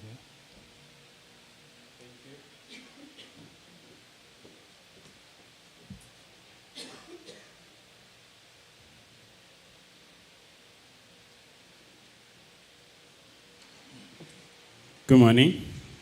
Thank you for the opportunity. I am Dr. Petula Mahasha from the South African Medical Research Council. My responsibility at the MRC is a project manager for precision medicine portfolio and the IKS and ATM's projects. Thank you. Good morning, everyone. My name is Puti Chilapom Gobozi, and I'm from the Innovation Hub. I am a scientist by training, qualified as a pharmaceutical chemistry in 2017 from the Northwest University. So my passion is in the alleviation of health care ailments in Africa. Thank you. Thank you and good morning. My name is Colin Pendulum Konza. I'm the CEO of the Chemistry Incubator. I'm with my colleague, Dr. Mafu, in the event you want to interact with him as well. Chemin traditionally it was known as a chemical incubator, but then we took over the biotechnology program from Igoli Bio when Igoli Bio closed down. So nowadays we incorporate both chemicals and biotechnology and IKS, cannabis, and so forth, natural products. Thank you. Good morning, everybody. I'm Mandy Yampis, and I'm from the University of the Free State in the Directorate Research Development, and I am the postdoc coordinator, and I manage about 180 full-time registered postdoctoral fellows, and yeah, thank you. Good afternoon, ladies and gentlemen. My name is Vuisi Leobololo. I'm the head of IKS unit within the Technology Innovation Agency. So we support IKS, IK-based bioinnovations across various thematic areas such as African traditional medicine, nutraceuticals, cosmeceuticals, and health infusions. Thanks. Good afternoon, everybody. Firstly, thank you, Tia, and thank you, University of Free State, for giving us, the IDC, an opportunity to tell you what role the IDC is playing in the space, this very exciting space. Like I said, Stephen L., I'm a senior account manager in a unit called Partnership Programs Regional, which is a unit that falls under the partnership programs, and we do a lot of work, not in the commercial space, but as the IDC is a commercial funder, but we'll show you when we go through the slides where we play a role. I'm joined by my colleague Kenneth Chowki, and if I don't know answers, you'll probably step in and bail me out. Stephen, you hold the mic, and then I'm going to ask that we call up the presentation for Stephen, who will just give us a few discussion slides, around 5 minutes or so, and then we'll take it in the same order. Ne? Thank you very much. I think this one. That one,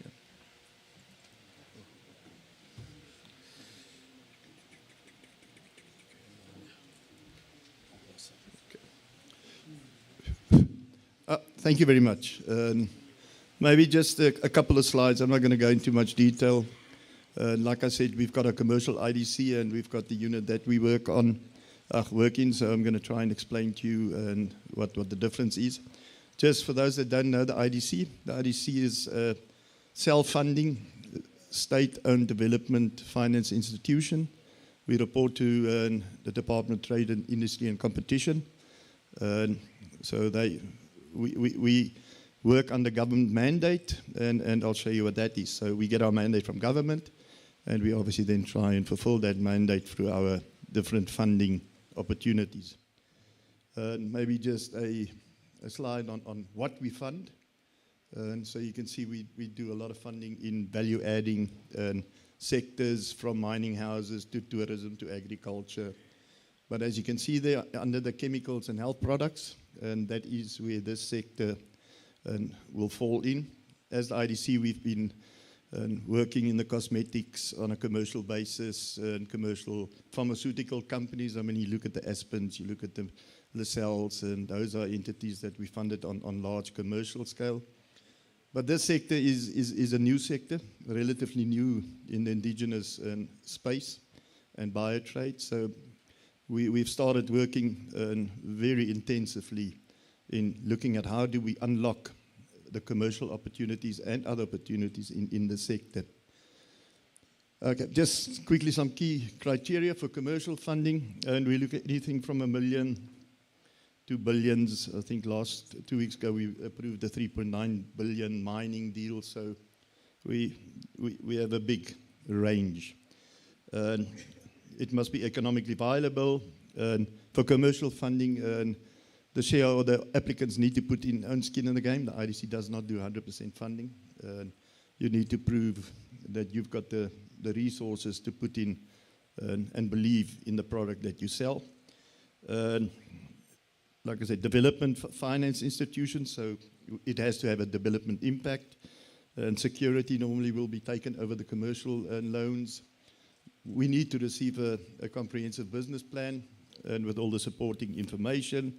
And we have a type of a business guideline on our website, idc.co.za. Just a quick on the process. We get a basic assessment, due diligence. We have several credit committees at several levels of funding. We sign a legal agreement and the disbursement starts. This is the key role. Like I said, we get our mandate from government. And so we look at black industrialists, and BEEE, youth empowerment, women empowerment, disabled empowerment, new innovations, which is where we are now, in all sectors. So obviously there's a sector that is full of innovation opportunities. Then what we concentrate on more is regional spatial equity, looking at rural township and rural development, localization, social economy, community and work empowerment, and environmental impact. How do we look after the green economy? Now, that's the commercial side, but obviously there's a various, because we're a government entity. So from our side, we sit on the part of ABIOSA, which is a program with TIA and managed by the GIZ, which is a German company. Part of the Bio-Panzer cluster, which has a finance cluster. This is driven by Department of Trade and Industry, which has split up in various components. So we're looking at the finances. How do enterprises that want to get commercially involved in the sector and access finance, the innovation cluster, supply side cluster. So these are various clusters in this that are looking at the various segments of this environment that you, as people that want to get involved in the sector, need to go through and obviously prove. And like I said, we spoke about cannabis yesterday, so obviously that is a very big focal area of the IDC at this time. How do we commercialize this cannabis industry and to meet all the job creation and milestones or targets? So we consulted various stakeholders in the cannabis commercialization. We'll probably play a role in the policy making around that eventually. We also did research around the legal aspects pertaining to cannabis commercialization from the commercial side.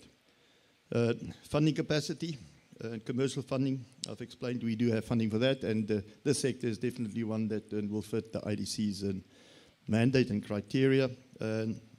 As we were speaking, we received several applications for cannabis commercialization, and 3 of those applications are in an advanced stage of being considered.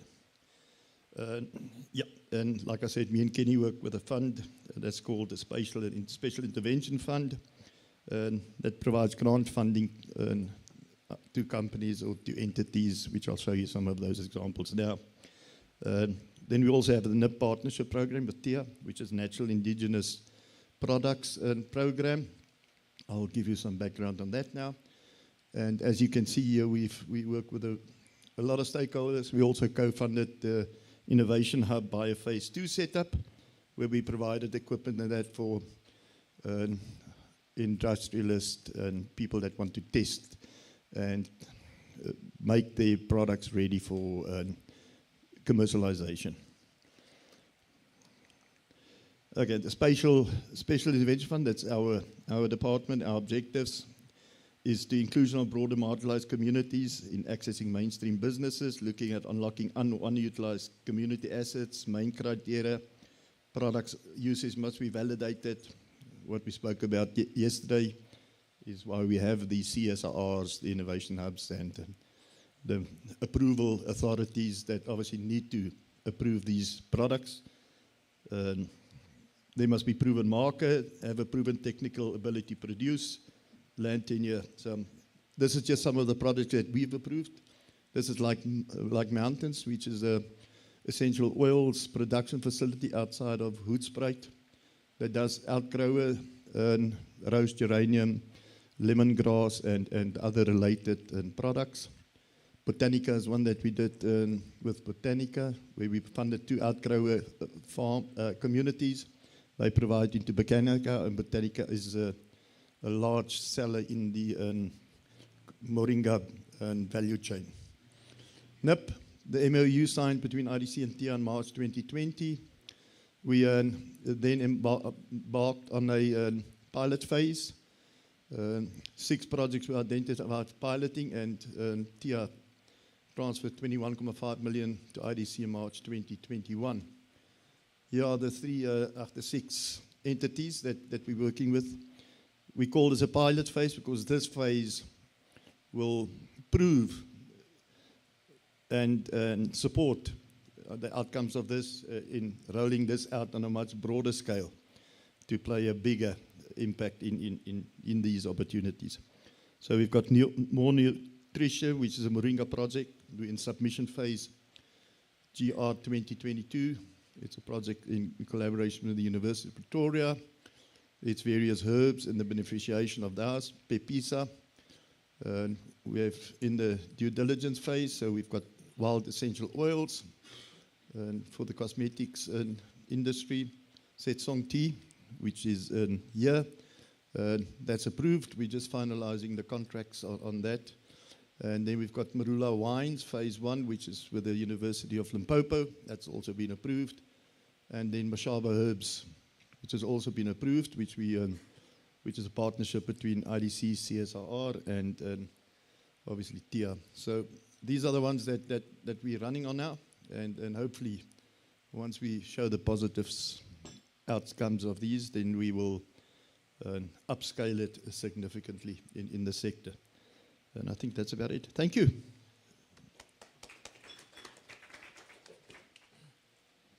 Thank you very much, Stephen.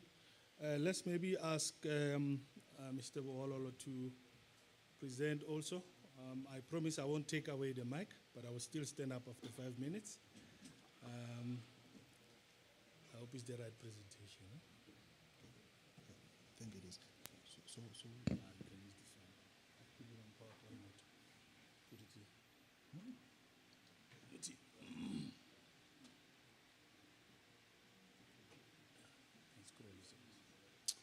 okay. It's good morning, actually. Good morning, ladies and gentlemen. I'll just go through quickly on what TIA is doing to support IK-based bioinnovations across the thematic areas that we are focused on.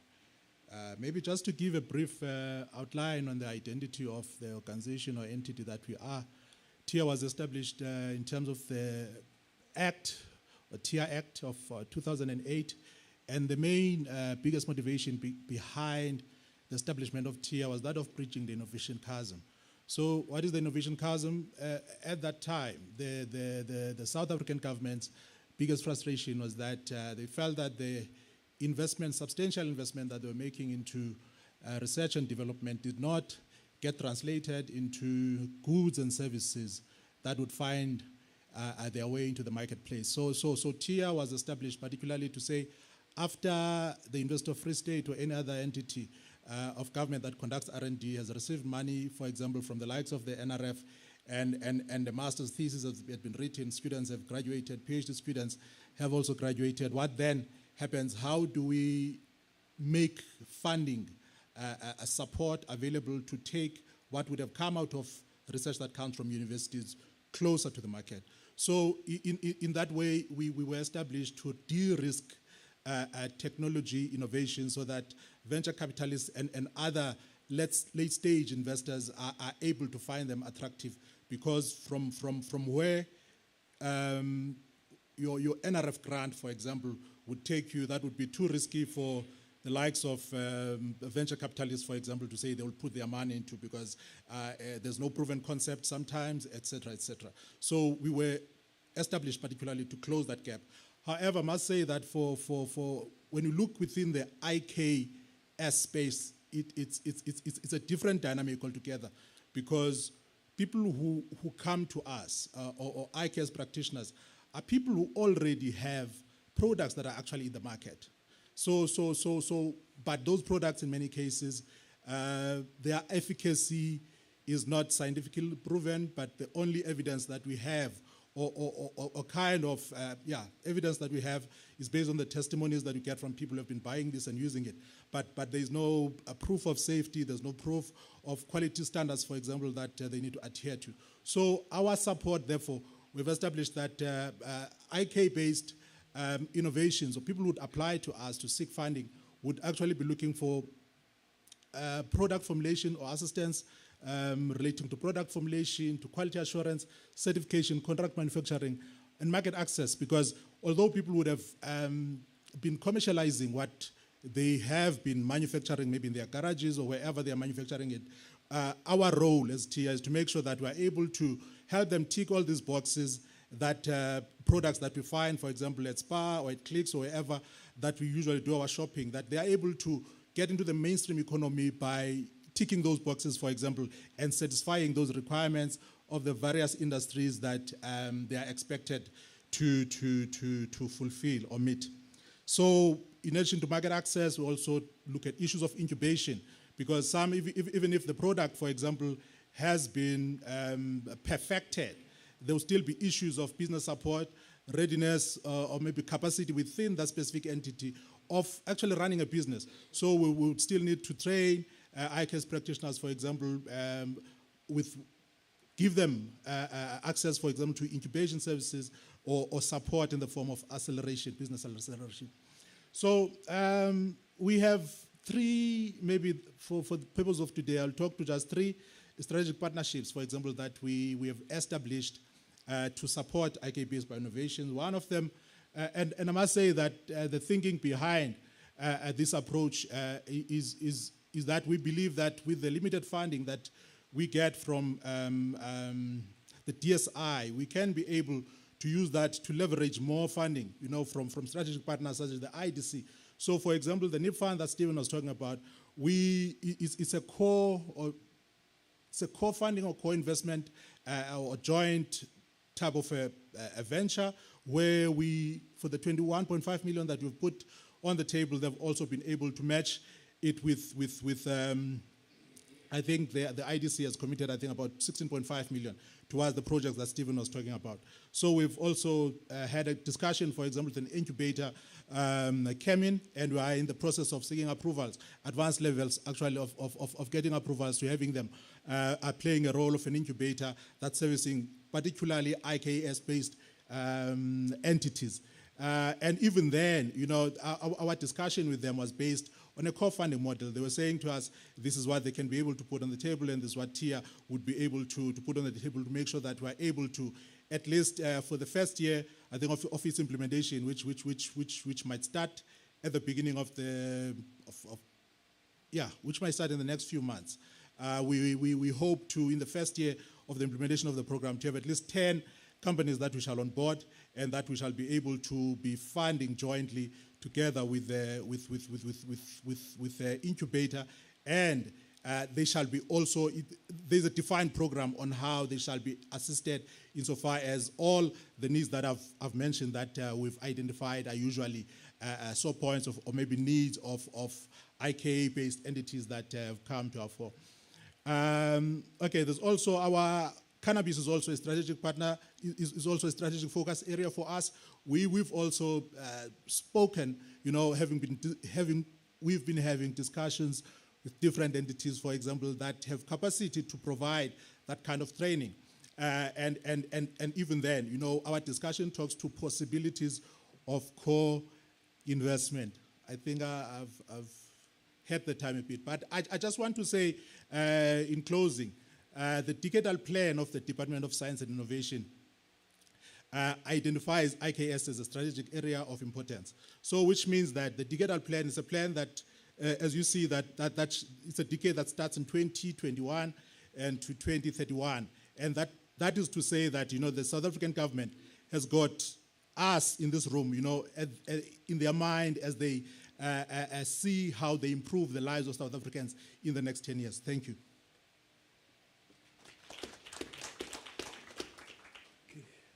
You have a privilege of, you have a presentation. Okay, come.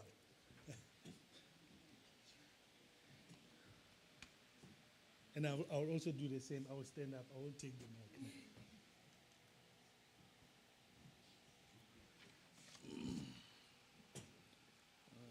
Let's do that. Which one is it? It's the second one. Okay.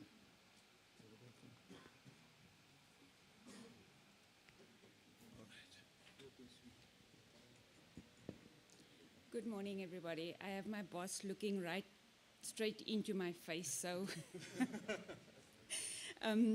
so I'm the postdoc coordinator at the university, and we run at about 180 postdocs. And our postdocs, we appoint postdocs to enhance our impact, our research impact, and our productivity. Our postdocs contribute about 10% of our research outputs, which sounds a bit small, but given 180 postdocs and 10% of their articles and journal contributions, it is a huge impact that our postdocs do make at the university. Our postdocs are all emerging researchers, and they're usually here for a short period of time. We run on a South African revenue service on the SARS ruling. So our postdocs aren't allowed to be registered for longer than 5 years, and their PhDs aren't allowed to be older than 5 years. Currently, we have 180 postdocs, and of those postdocs, 80% is international postdocs, 20% is South African postdocs, and we have a wide diversity of postdocs from all over the world, about 75 countries. Our postdocs are all trained, and we at the research office try and offer a one-stop shop where everything happens in my office, from an appointment up to payments and immigration assistance. So we just recently started with a capacity building workshop which runs throughout the year, and that is to assist postdocs to enhance their careers and enhance their knowledge with personal branding, Excel workshops, and a number of them. So we are funded, our postdocs they get a stipend and they get running expenses. So our funding is internal. We have grant holder linked funding. And then we also have NRF, and I deal with the NRF call as well for postdocs. We have EverHealth and we have the MRC, and I manage all of that funding as well. And that is it. Yeah. I have a boss staring at me at me, so. Thank you very much for keeping that one comprehensive. It's exciting to see how we support postdoctorals in the university. I'm going to ask Mr. Colin to come through, and I hope it's the right presentation. Yeah. Good morning, colleagues. And yeah, my name is Colin Mkonza, as Mr. Skosana has mentioned. I'm the CEO of the Chemistry Incubator. You may wonder why chemistry and what am I doing here. We took over the biotechnology program of Igoli Bio when Igoli Bio closed down about 2 years ago. So now we have repurposed that program to really focus on IKS and natural products. I will skip quite a number of slides and go straight to our incubation model because of time constraints and so forth. Otherwise, IKS, it's, as you all know, it's mainly on natural products. Our incubation model, it looks at a holistic aspect to incubation. We try and provide everything. We've got about 3 laboratories nationally, and we've got about 8 centers nationally in Eastern Cape, KZN, and Gauteng. In KZN only, we are building incubation purposely buildings on incubation. We'll build 11 in all. In almost every municipality, there'll be an incubator that we own. For now, we've got one in Guamashu, one in Kamalaka, which is Port Shepstone, one in Eskawin in Richards Bay. Next year, we're putting up an incubator in Ulundi and Newcastle. So the aim is to have about 11 incubation centers in KZN only. So our incubation model on IKS really, it starts on us analyzing, doing an entry screening to determine the technology or due diligence of the technology and so forth. And then we move to technology refinement with our laboratory services. We've got, as I've mentioned, 3 laboratories, 2 chemical laboratories in Guamashu and Modefontein, and a biotechnology laboratory at the Val in partnership with VUT at the Science Park in Val, in Sebokeng.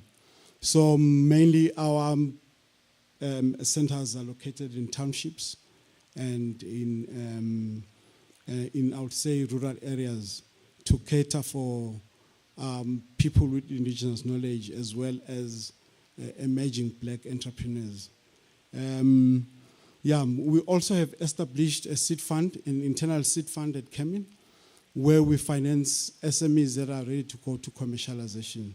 And as I'll show you now, what we have done to date on the chemical side, we've almost created 1,000 jobs, and our revenues is over 100 million.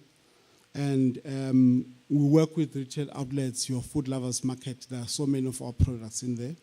Your Spa, your ShopRite, your Big Save, your Link pharmacies, local beauty salons, and all. We also have an online store, which I'll take you through it now.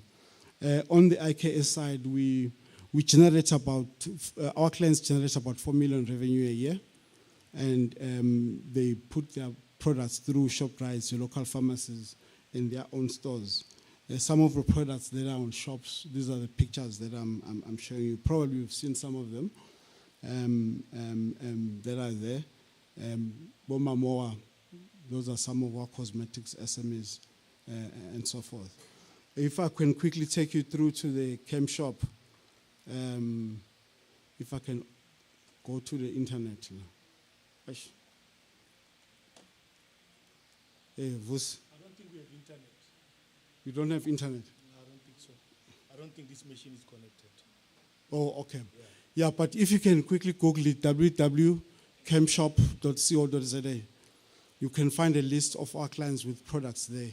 It's a new online platform where we assist our SMEs and list their products so that they can generate the revenue. So that's what we do as an incubator. But otherwise, if you want more information, you are free to talk to Dr. Mafu or consult me after this presentation. We'll still be around. We also have got a fully functioning website at www.kemin.co.za. You can go there and Google and get more information. That's all really because of time constraints. Thank you so much. Thanks.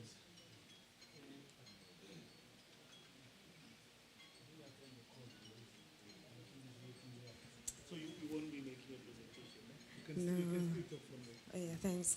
No, I do not have slides. Now I feel like I'm the first one to be left out of this. I should have prepared my slide, but thank you so much for this opportunity. And as I mentioned, I work at the Innovation Hub Management Company that is based in Pretoria.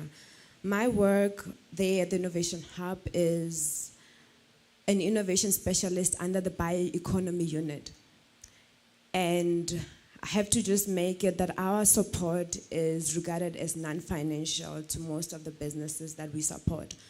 The Innovation Hub is a science and technology park that is in the Gauteng provincial government. And we are a subsidiary of the Gauteng Growth and Development Agency, which is mandated by the Gauteng Department of Economic Development. So you hear a lot of GGDA and GDED. under our discussions.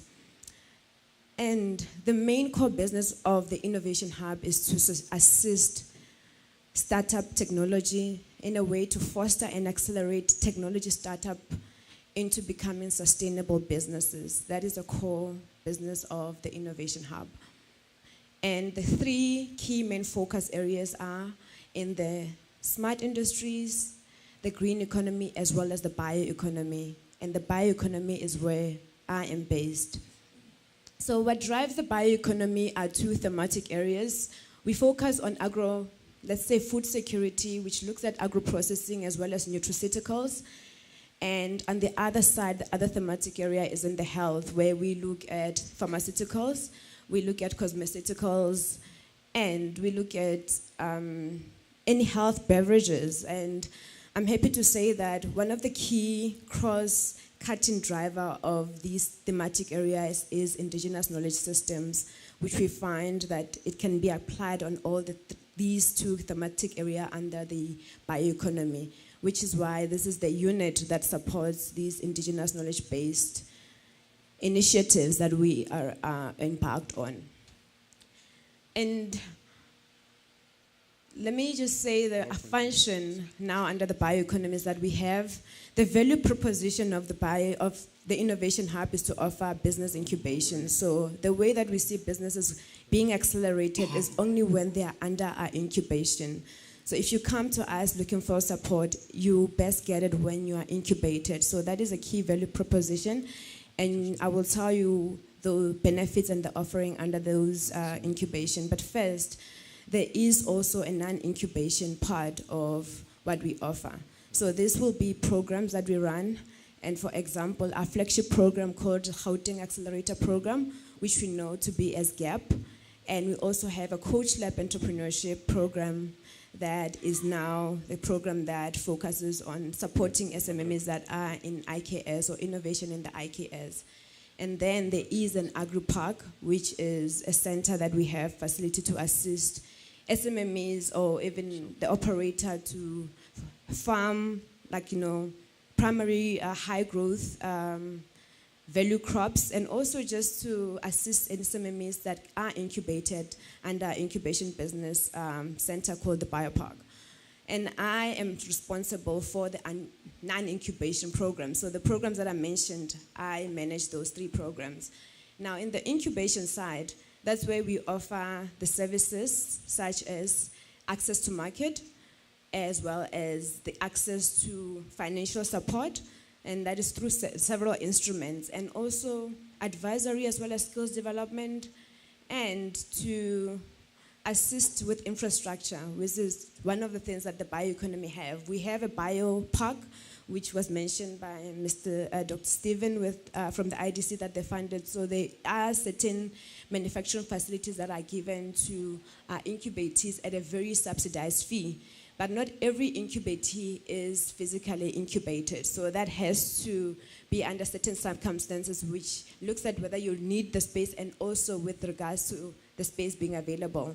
And I'm also happy to mention that there is a new phase that has been built, which is the phase 3 building, currently under construction to also support biotech SMMEs and high growth biotech SMMEs, and also to have facilities that are center of excellence, which is why most of the delegation from the TIH is here to see the facility that Prof. Matsabisa has. And I think that we've been in high anticipation, so we're looking forward for that.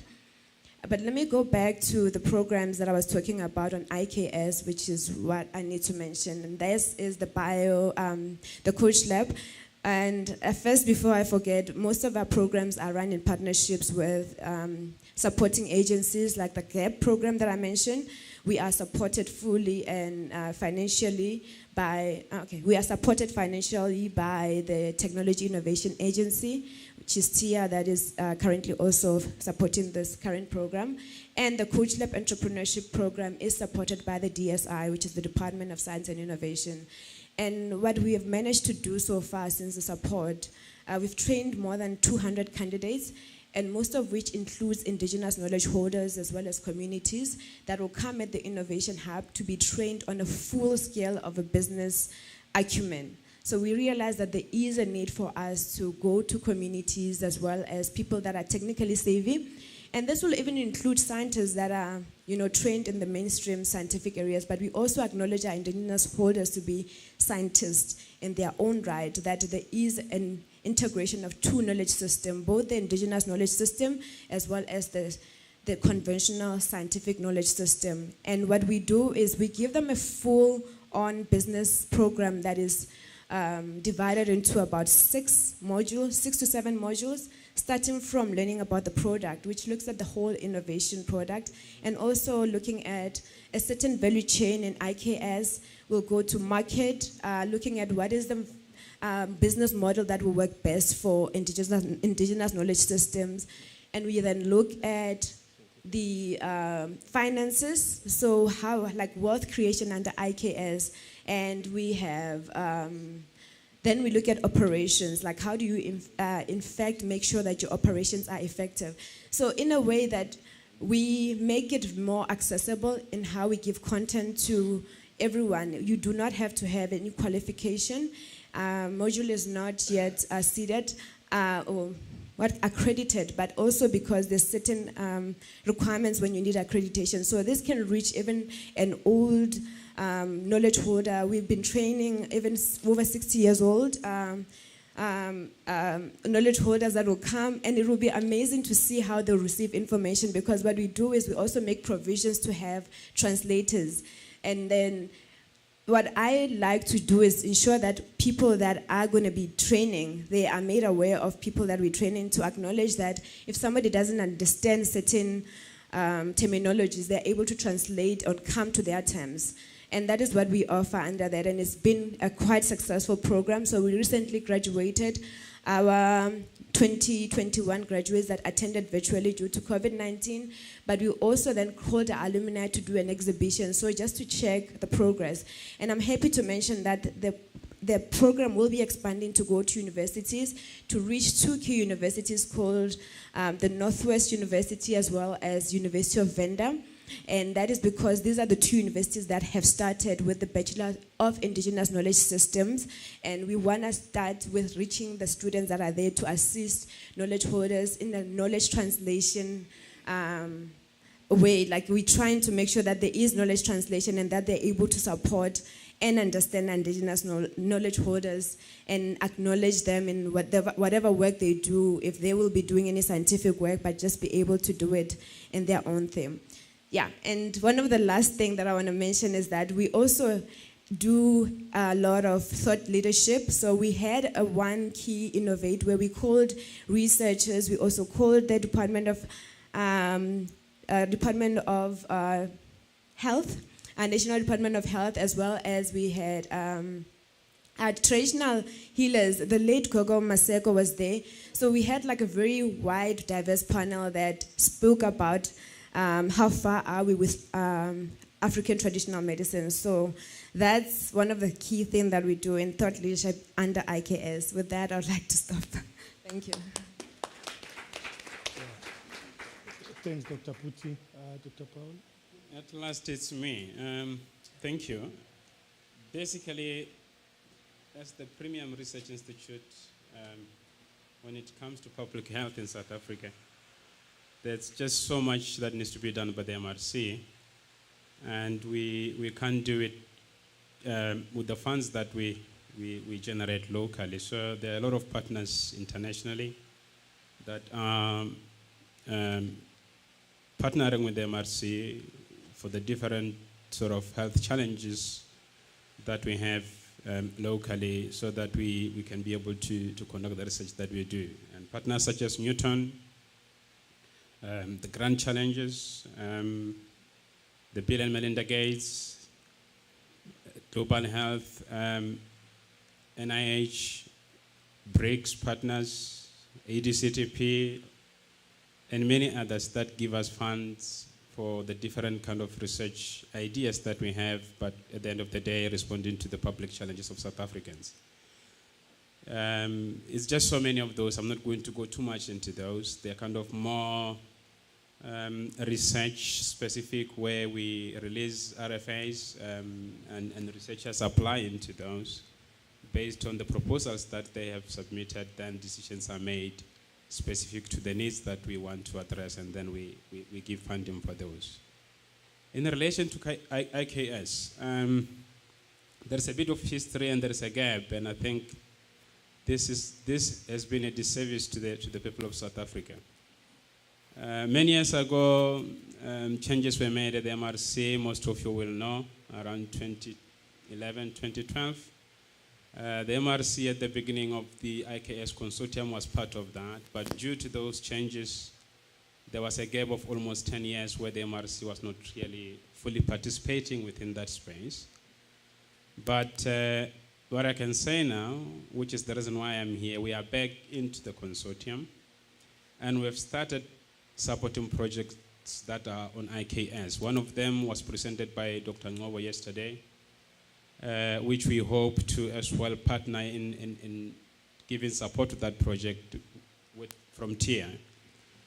But locally, we have been, through the partnership that we have with the Department of Science and Innovation and the funding that they provided to us, we have been able to do a lot of research in relation to HIV, TB vaccines, TB diagnostics, drug discovery, prevention medicine, NCDs, maternal and child health, and medical devices. And that has been very much helpful, and I think that a lot of research that has been done and that we've been able to support was from most of the funds that the DSI gave to us, and it's been a long partnership that we hope to see continue to the future, because I just feel without them locally, we will have struggled to address some of the health challenges that South Africa has. And one of the other most important partnerships that we have is with TIA, and we've been able to support projects through the seed fund that we partner with TIA. And calls were recently closed to take other projects into that, which will be specific on plant medicines. So, having said what I've said, there are other projects that we are looking at. There is one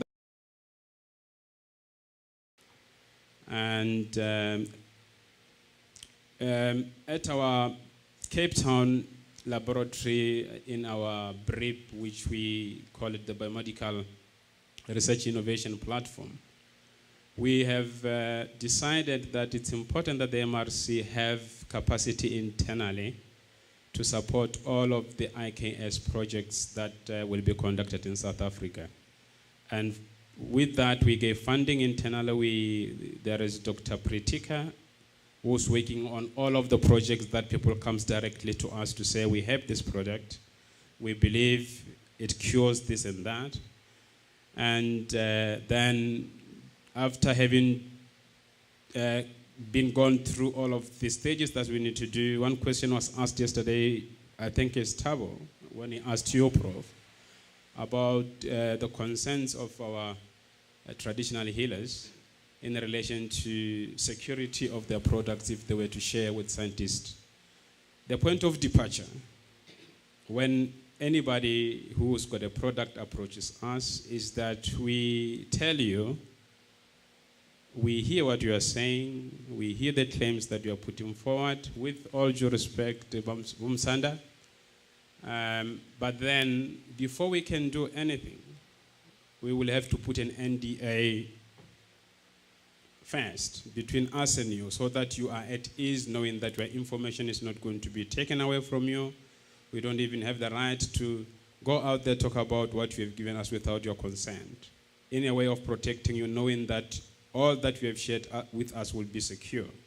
And then when you share the name of the product, obviously we can't just now, if anybody comes to us and say, I have this product that is working, we cannot just take you on face value. We have to do some due diligence internally to see if what you are saying you have as a product is not being used by somebody anywhere around the world. We don't want to duplicate things where you are claiming something which somebody else is claiming ownership to. And if we can be able to eliminate that, okay, what you are coming up with, it's really something novel, then we will internally allow our scientists to do the screenings that needs to be done and sort of follow the results and the data from there. And that will lead us, if all goes well, to the last discussions we had yesterday, which will be trials, depending on the data. And we will support that internally because we have the primate unit at the MRC where we have rats, we have monkeys that people can utilize to do some clinical or preclinical research on those. So at the end of the day, we are committed as an organization. We are back within the space, but we depend on you as our boss, from TIA, DSI, to partner together to get funding so that all of these different projects that people will bring to us can be funded and hopefully get to the end in relation to getting the data that we need and doing some clinical trials. Thank you very much. Thank you very much. I think we've been enlightened on what opportunities are there, from funding, from incubation support, postgraduate support, collaboration, partnerships. I think there are certainly opportunities for RK-based research within the ecosystem. I'm going to ask that we just give one more round of applause to our panelists. And then I will invite everyone on the floor and those who are online, if you've got a question, comment, or maybe seeking clarity a little bit. We'll try maybe to limit between at least 6 questions, if possible, and then our panelists are available to answer those questions. I have a floating mic here, so if you raise your hand, I'll walk to you.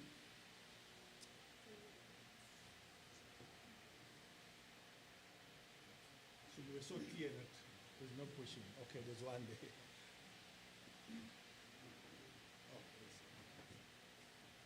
there. Please, just so you give us your name, and then you can tell us who you're addressing the question to.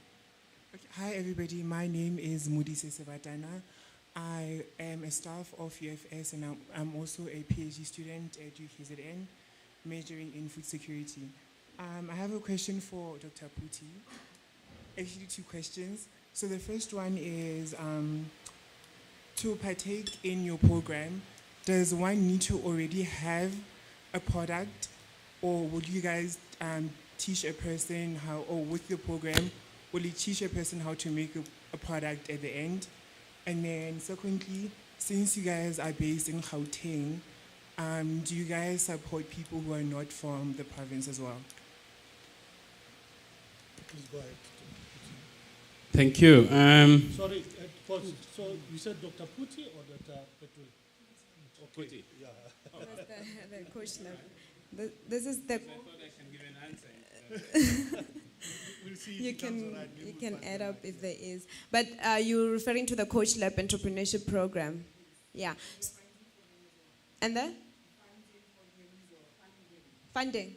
Oh, okay. No, with the program, I mentioned that we are doing it in partnership with the DSI, and we normally do target the Gauteng region. Most of our participants will come from Gauteng. However, through the support of the DSI, there are certain communities that they will bring in and they'll recommend to come into our program. For example, the communities that Prof. Matsabisa spoke about from the Eastern Cape, and we had some from Western Cape as well as some from KZN that they brought. So they funded them to come there. And what we do is just necessarily use the fund that they give us to support them. However, if you're not part of the DSI group, there is the potential for you to still come there physically if you can. But I think the best way is just to approach the DSI to ensure that you can come. But what I mentioned is that our now target is to go to the 2 key universities that have enrolled on the Bachelor of Indigenous Knowledge Systems. But there is an opportunity, and I think what I also want to mention is that you don't need a product to get started. You just have to understand how you make it. As a PhD student, you have the capability, you understand what is required to do a product. What we give you is business skills that may make you think if there's a possibility of you commercializing whatever project that you're doing with your university, that just kind of incite some business interest, and so that you can kind of think critically beyond you publishing your paper, but seeing if there's an entrepreneur part of your PhD project. That's where we come in. And I'm happy to say that I also was part of the program after my PhD. I didn't have a product, but it also just assisted me to have the interest that I have currently. Thank you. I think that was probably well answered. I think there was one more hand. Let's take that hand.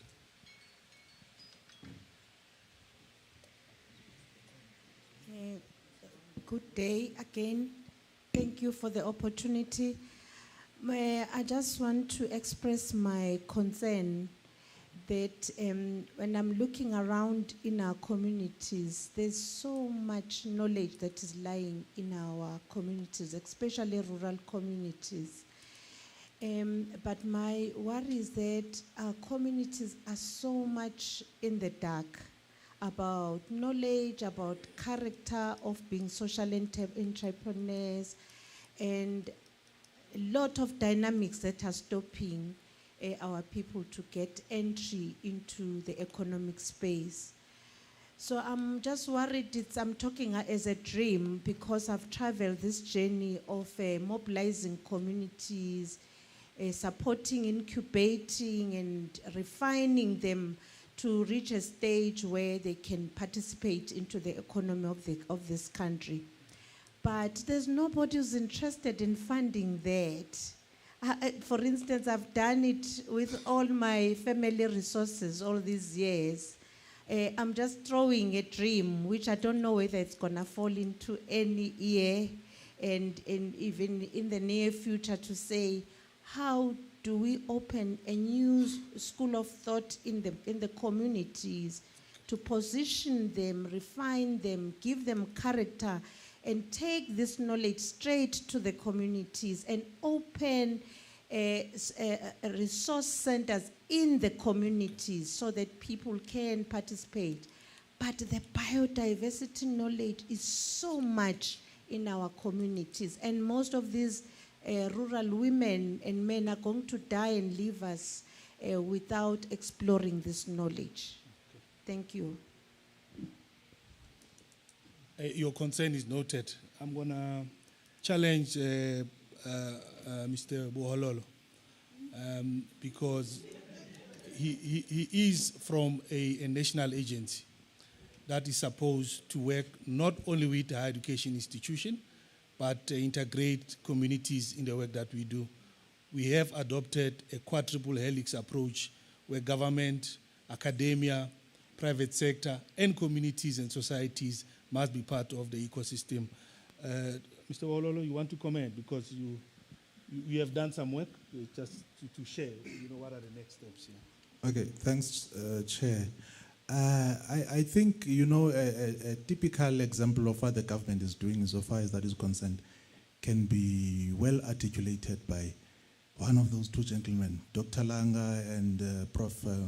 Thokoza Sisbelane. They have been involved with the community in KZN, and I think they've been involved in the process of setting up a similar center as what Mam Nondumiso is talking about, which would enable people to be able to explore, the richness of biodiversity that occurs in that area for purposes similar to that of the project that they're working on of phytoconsequence for treatment of diabetes. I'm not sure if they would want to make a comment because they've got a specific grant to effect particularly something similar to what you're talking about. Awesome. There's still another question? Oh, okay. So you want to expand, say, yeah? Yeah. Okay. Please be succinct. Maybe just a quick comment. I think that we're exploring a very similar model. In the moment you mentioned, we just mentioned the same thing, and we see did the same. So the CSR annually has this funding for a feasibility. If you want to have a feasibility study to set up a center in your community, okay. Whatever, as long as it's innovation. So we wrote a proposal last year. We got 840,000. We're busy trying to set up a rural incubation center for IKS in Mhlabelingana, a town of Manguzi. We'll only have that feasibility next year, March. So for us, we're excited about that possibility, and it's a model we can share with anyone once we have it. So that would be probably like an approach to take for other projects in rural communities. Yeah. Thank you. Before you hand over the mic, your name and your organization quickly. Pumuza Langa, University of Johannesburg, Tech Okay. Transfer Office. Awesome. Gentlemen there at the back, I think maybe just stand up and come a little bit so everyone can see you. Introduce yourself and then your comment or question. Sanmonani, ngegama nguMavusane. I just have two questions to the postdoc office. What are the mechanisms that you are using to deal with student outstanding fees in terms of postdocs? And another question is to Dr. Mputi there. You spoke about a program that deals with IKS and that offers modules and whatnot. So I want to understand, are they traditional healers or traditional health practitioners who are placed to teach those modules, or how do you outsource the knowledge for that, and how do you compensate for it? With regards to the certificates, what is the end deal with the certificates? Does the certificates allow for practice, or you just have to end up having some knowledge and sitting down? Okay. I think the first one was, I think the first question was related to postgrads, postdocs, support on their fees. I'm not mistaken, outstanding fees, yeah. How do postdoc participate in your program while they have outstanding fees? Ne? And then Dr. Puti will take the second one, right? Yeah. And if you don't have an answer, you don't need to answer. It's not that we don't have an answer, but postdoctoral fellows receive a stipend. So that stipend is paid in the student account. And if you have outstanding fees, obviously that stipend is going to cover your outstanding fees unless you make an arrangement with finances and you get your stipend in your bank account.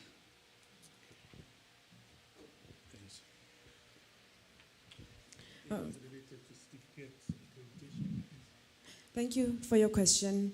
I'll start with who we recruit as our trainers. So the people that we recruit as trainers are people that have business skills, people that are able to interact with about anyone, to understand the diversity of people that we're training.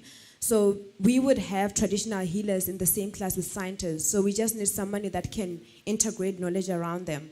But one of the key things that we do is have a translator in case someone is not understanding, or have someone to explain the concepts that are very difficult to understand when they get complex.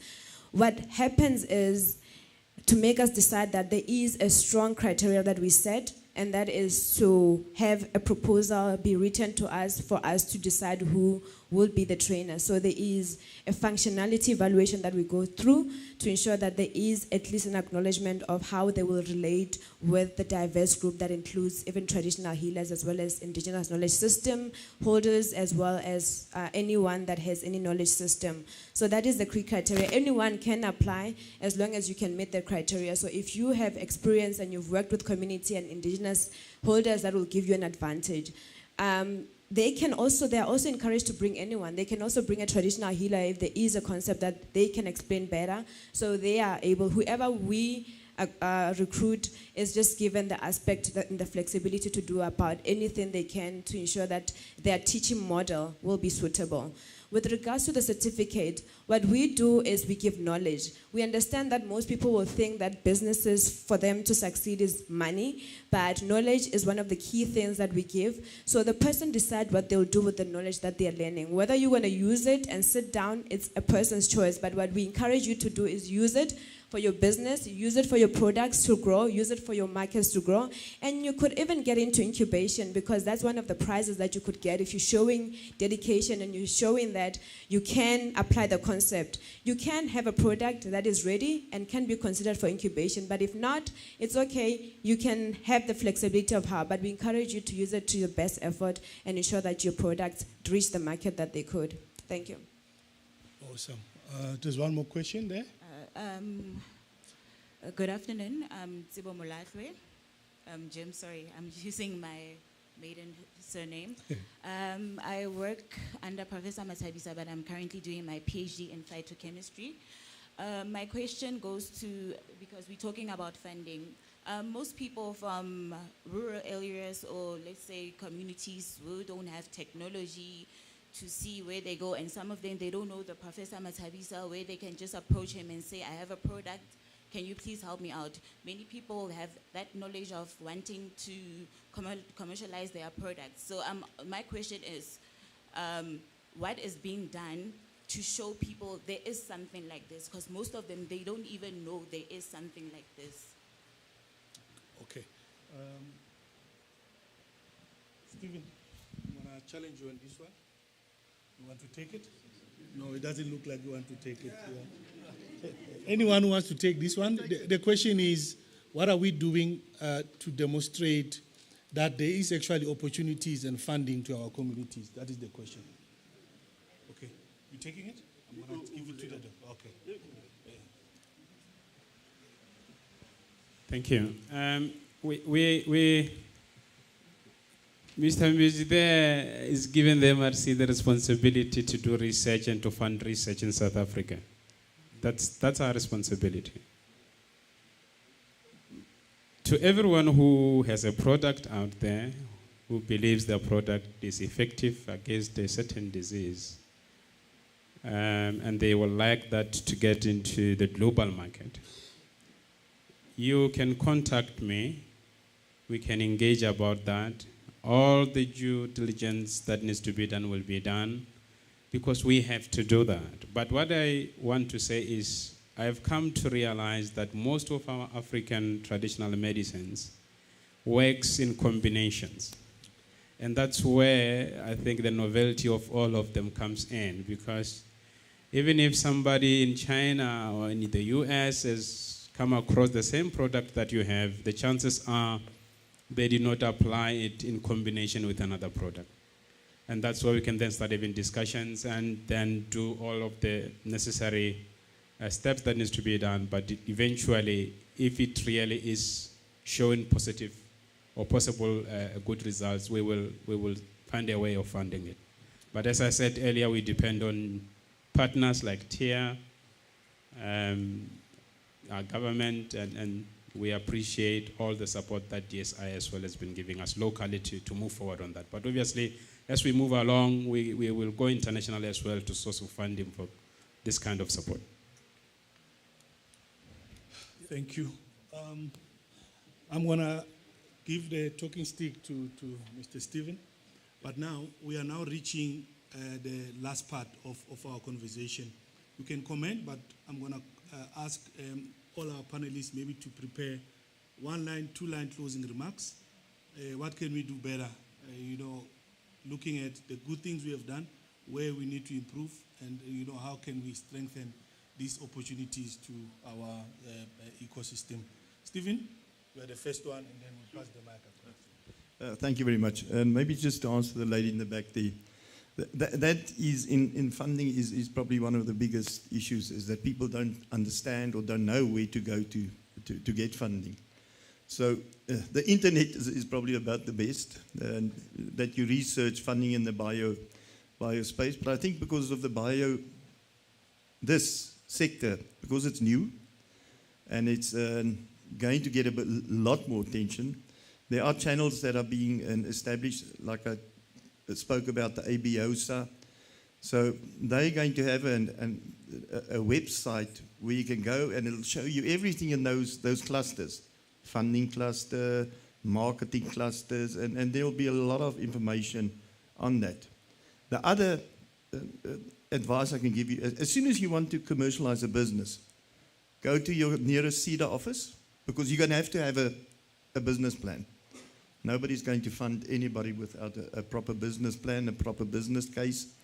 And that's what CEDA's job is, a small economic development agency. And they normally, in most of your big cities, you'll find a branch.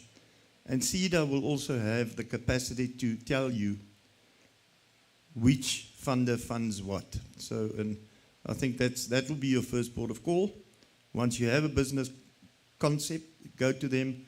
They will take you through all the steps of getting a business plan in place. So that'll probably be my advice to you now.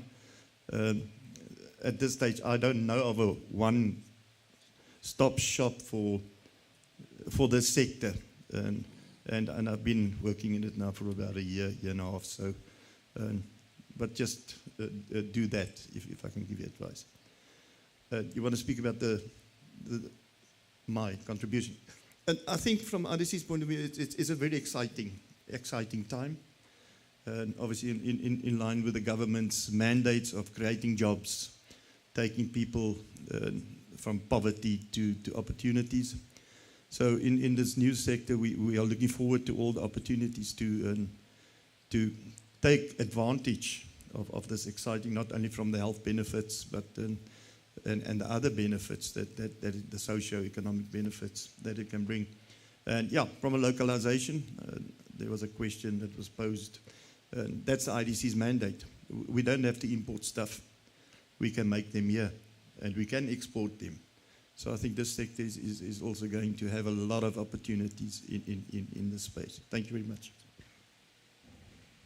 Okay, thanks. But also, I'll make just 2 comments. One, it's just a small contribution to the question the lady asked at the back. I think it's a challenge, for all of us. How do we get people to know about what we do? But one of the practical steps that we've taken as the Technology Innovation Agency is that of creating a platform such as this one. It's not a once-off, and it's meant particularly to address, such gaps. And although we will implement this maybe with institutions, but we don't want to come to UFS and talk to academics, but we want all the stakeholders that are in the IKS space. And I think for a start, I think we didn't do that badly. The fact that people who need to know about what we do and who need to know about how to access the kind of support that we provide are in the room, and they're able to ask these questions. And they know, even if the answer is not as adequate within this room, they know that they can write me an email, or they've met somebody at TIA and they can follow up. So I just also wanted to say, within TIA and the kind of support that we give, we also have an option. Maybe one of the ways in which we support, we have an online application system where you can submit something called a statement of interest, where you outline what that is about. It's about a 2-page document. So we're able to see from there, does this merit, us saying you proceed to full application, or do we redirect you to a technology station or any other form of support that TIA has. So that's something that you can do today if you want. So it's open on an ongoing basis. But of course, we do have calls that we issue from time to time. But we also have that the statement of interest approach, which is an online system that is accessible to you anytime. Someone said last night at dinner, they're just there for the food. I'm just here for the funding for our postdoctoral fellows, and we are facing huge challenges regarding funding for postdocs. And our postdocs do amazing work, and they have great impacts on the research community and the society outside. So from my plea, I'd ask and request for more funding to be made available for postdocs going forward. Thank you. Thank you. I think my parting shot is the fact that what we have seen is a lot of repeat businesses. People probably seeing what someone else is doing and trying to copy that. We're seeing quite a lot of that. And as chemmen in the chemical sector, we're dealing with quite a lot of people doing detergents. And they just don't want to partner, but everyone wants to start his or her own business. And you end up copying what the other person is copying. We need something different. We need ideas out there. We need to differentiate somehow. And we need to partner. There are different forms of businesses. And partnerships, it's still a form of business that you can get into. And that's what we need to grow into and partner more than just doing something on your own. The other aspect is people venture into business because they failed somewhere. And they see it as a form of survival, not as a business. That mentality needs to change. If you go into business, you must realize that you need to make money, and you need to control your costs and so forth. And you don't go into it just because you failed somewhere else. That's really my parting shot. Thank you. Thank you. My side, I would like to say that I think we just need to make more noise about this importance of indigenous knowledge system practices into our economic development. So I think that more mainstream media, not letting the discussion be limited to this room. So if there's a way to publish the understanding of what it is, the same noise that we hear about ICT and 4IR making grounds, IKS can make those grounds and they can read the media and people can know about its importance. I think that can help with the more injection of funds into research and researchers doing the work that needs to be done to prove the safety as well as the efficacy of our indigenous knowledge-based plans at various communities. And I also think that money can also be injected into building a proper database of these plans, but ensuring that a strong beneficiation agreements are in place to acknowledge the communities as well as healers. I believe that can assist us to ensure that knowledge at once being available to researchers as well as regulators. So when you submit to SAPRA for approval, there is information all at once. And I think that can also see us looking at being at countries such as China or India, where I can go to a pharmacy and request and have a choice of having either an indigenous knowledge-based remedy or a conventional drugs that are currently making grounds. So I think there is a huge room for us to talk about this and make as much noise as possible about the importance and potential of our indigenous knowledge system based in South Africa, based products in South Africa, given our rich biodiversity. Thank you. Thank you. I heard my dear friend Vusile saying this is the first. From where I'm sitting, it's not. Okay, today we are here because we're invited by the funder, who's here, in collaboration with the University of Free State. A month ago, I attended a conference which was the second African traditional natural product medicine conference hosted by the University of Limpopo. This can be the first. Until we get to a point where we have the reports generated and tick boxes, all these questions which were raised here are going to be raised in the next meeting, and that is not moving forward. If we want to move forward, if we want to check boxes, so that when we meet again, then we can identify where things were not actioned, then mitigate and move forward. That way we'll be kind of having progress. Otherwise, it's just going to continue to be repetitive. Same questions asked, and we're not moving anywhere, and it's not helpful to all of us. It's just, from where I'm sitting, wasting resources, not helping at the end of the day. And it is a responsibility of TIA to make sure that we have a clear mandate and way forward forged, so that we can say, like questions were asked yesterday to SAPRA about the regulations. We can't keep hearing, with all due respect, they're not ready. We don't know when they're going to come out. That's not right, respectfully. There needs to be plans. You need to know when you should deliver, especially on things that are so much important for the development of this country. We have countries like the Emirates, the Dubais. They were not where they are 15 years ago.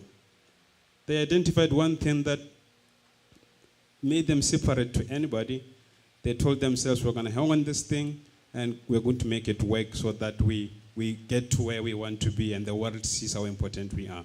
And I think this is an area where we are having something important to us which will benefit this country and the economy of this country and uplift a lot of our people, and I think we need to utilize that now, not keep on throwing it forward, because then it's not going to bear any fruits. Thank you. Awesome. I think we've exhausted the time we've been allocated. Once again, thank you for participating in this session. I'm going to ask the next vote of thanks, if you can get close, while we give a round of applause to all our panelists.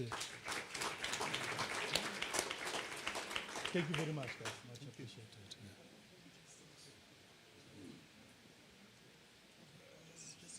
before you do that, sorry, Chair. Just before Professor Van Zyl gives out a vote of thanks, we have little gifts and presents for you.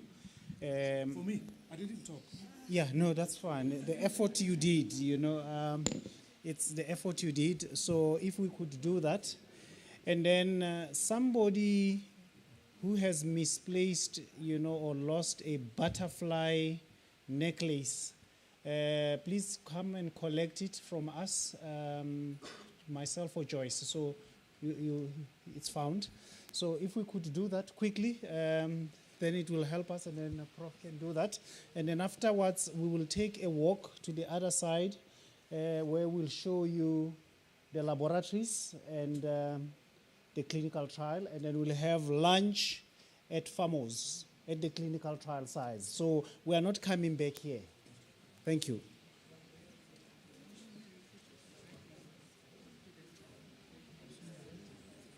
Yes, yeah.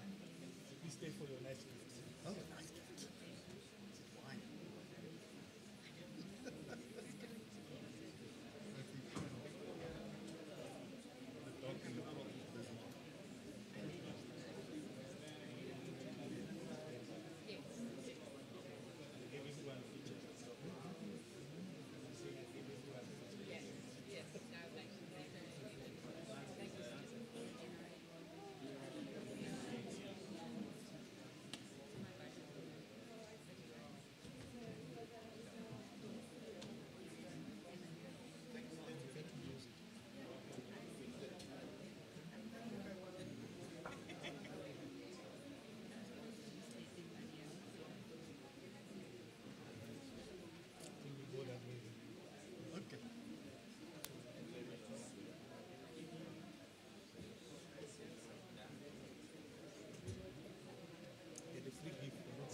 For not saying anything, not helping anybody.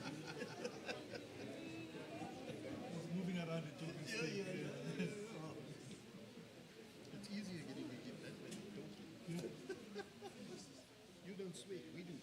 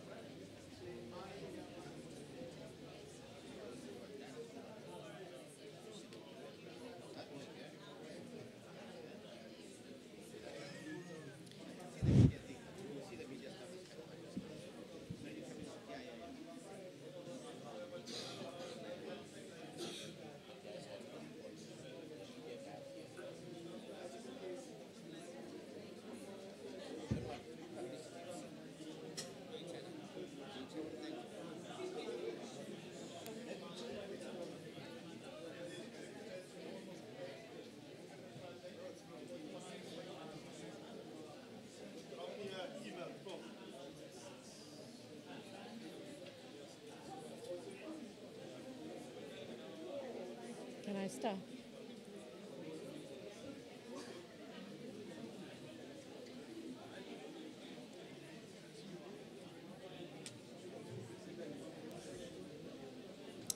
Good afternoon. It is my pleasure to thank everybody who contributed to this event. I'm Prof. Paulina van Zyl. I'm the head of department of the Department of Pharmacology. So I would firstly like to thank our sponsors, the Technology Innovation Agency, or TIA, represented by Dr. Vuyisile Pehane and his team. Also to their bosses, the Department of Science and Innovation. I also would like to acknowledge the contributions of the MRC representative, Dr. Mahashe, and Dr. Glenn Taylor from the University of the Free State. Then to the organizers from the African Medicines Innovations and Technology Development section, Prof. Matsabisa and his team. Thank you, Prof, for your very energetic and enthusiastic leadership. Also, all the facilitators and chairs of the various panels, Dr. Pehane, Dr. Mugabosi, Dr. Kaywood, Dr. Mahashi, Prof. Matsabisa, and Mr. Skosana. Thank you for your entertaining facilitation. Then all the presenters from our own university, but also from other institutions, as well as international presenters. This genuinely was an eye-opener to see what others are doing in this regard. And this makes this event kind of like an exercise of looking in the mirror. How do we look from the outside? And how can we improve, and how can we do things better? What can we aspire to? I also would like to thank all the exhibitors, the caterers from Pimento, the sound people from Star Sound, and the people who operated the video facilities from Rooistoel. Then, of course, there's another partner to this Indaba, a silent partner, but nevertheless a partner that demands and deserves our utmost respect and consideration. And I'm talking about the consumer. It is in the interest of the consumer that we need to bring science and innovation, funders and regulators together so that we can move forward to the betterment of that consumer. The consumer comes from a world where there's problems. These problems may be health problems, they may be beauty problems, they may be socio-economic problems. To solve those problems, they need innovation. For that innovation to come to fruition, we need funding. We need regulation to ensure our customers that the product is safe and effective. So I hope that you've enjoyed the event, and I would like to invite you to participate in the tour, and I hope that all of you will leave here with more than an idea, more than a dream. Please leave with a plan that can be translated into action. Thank you.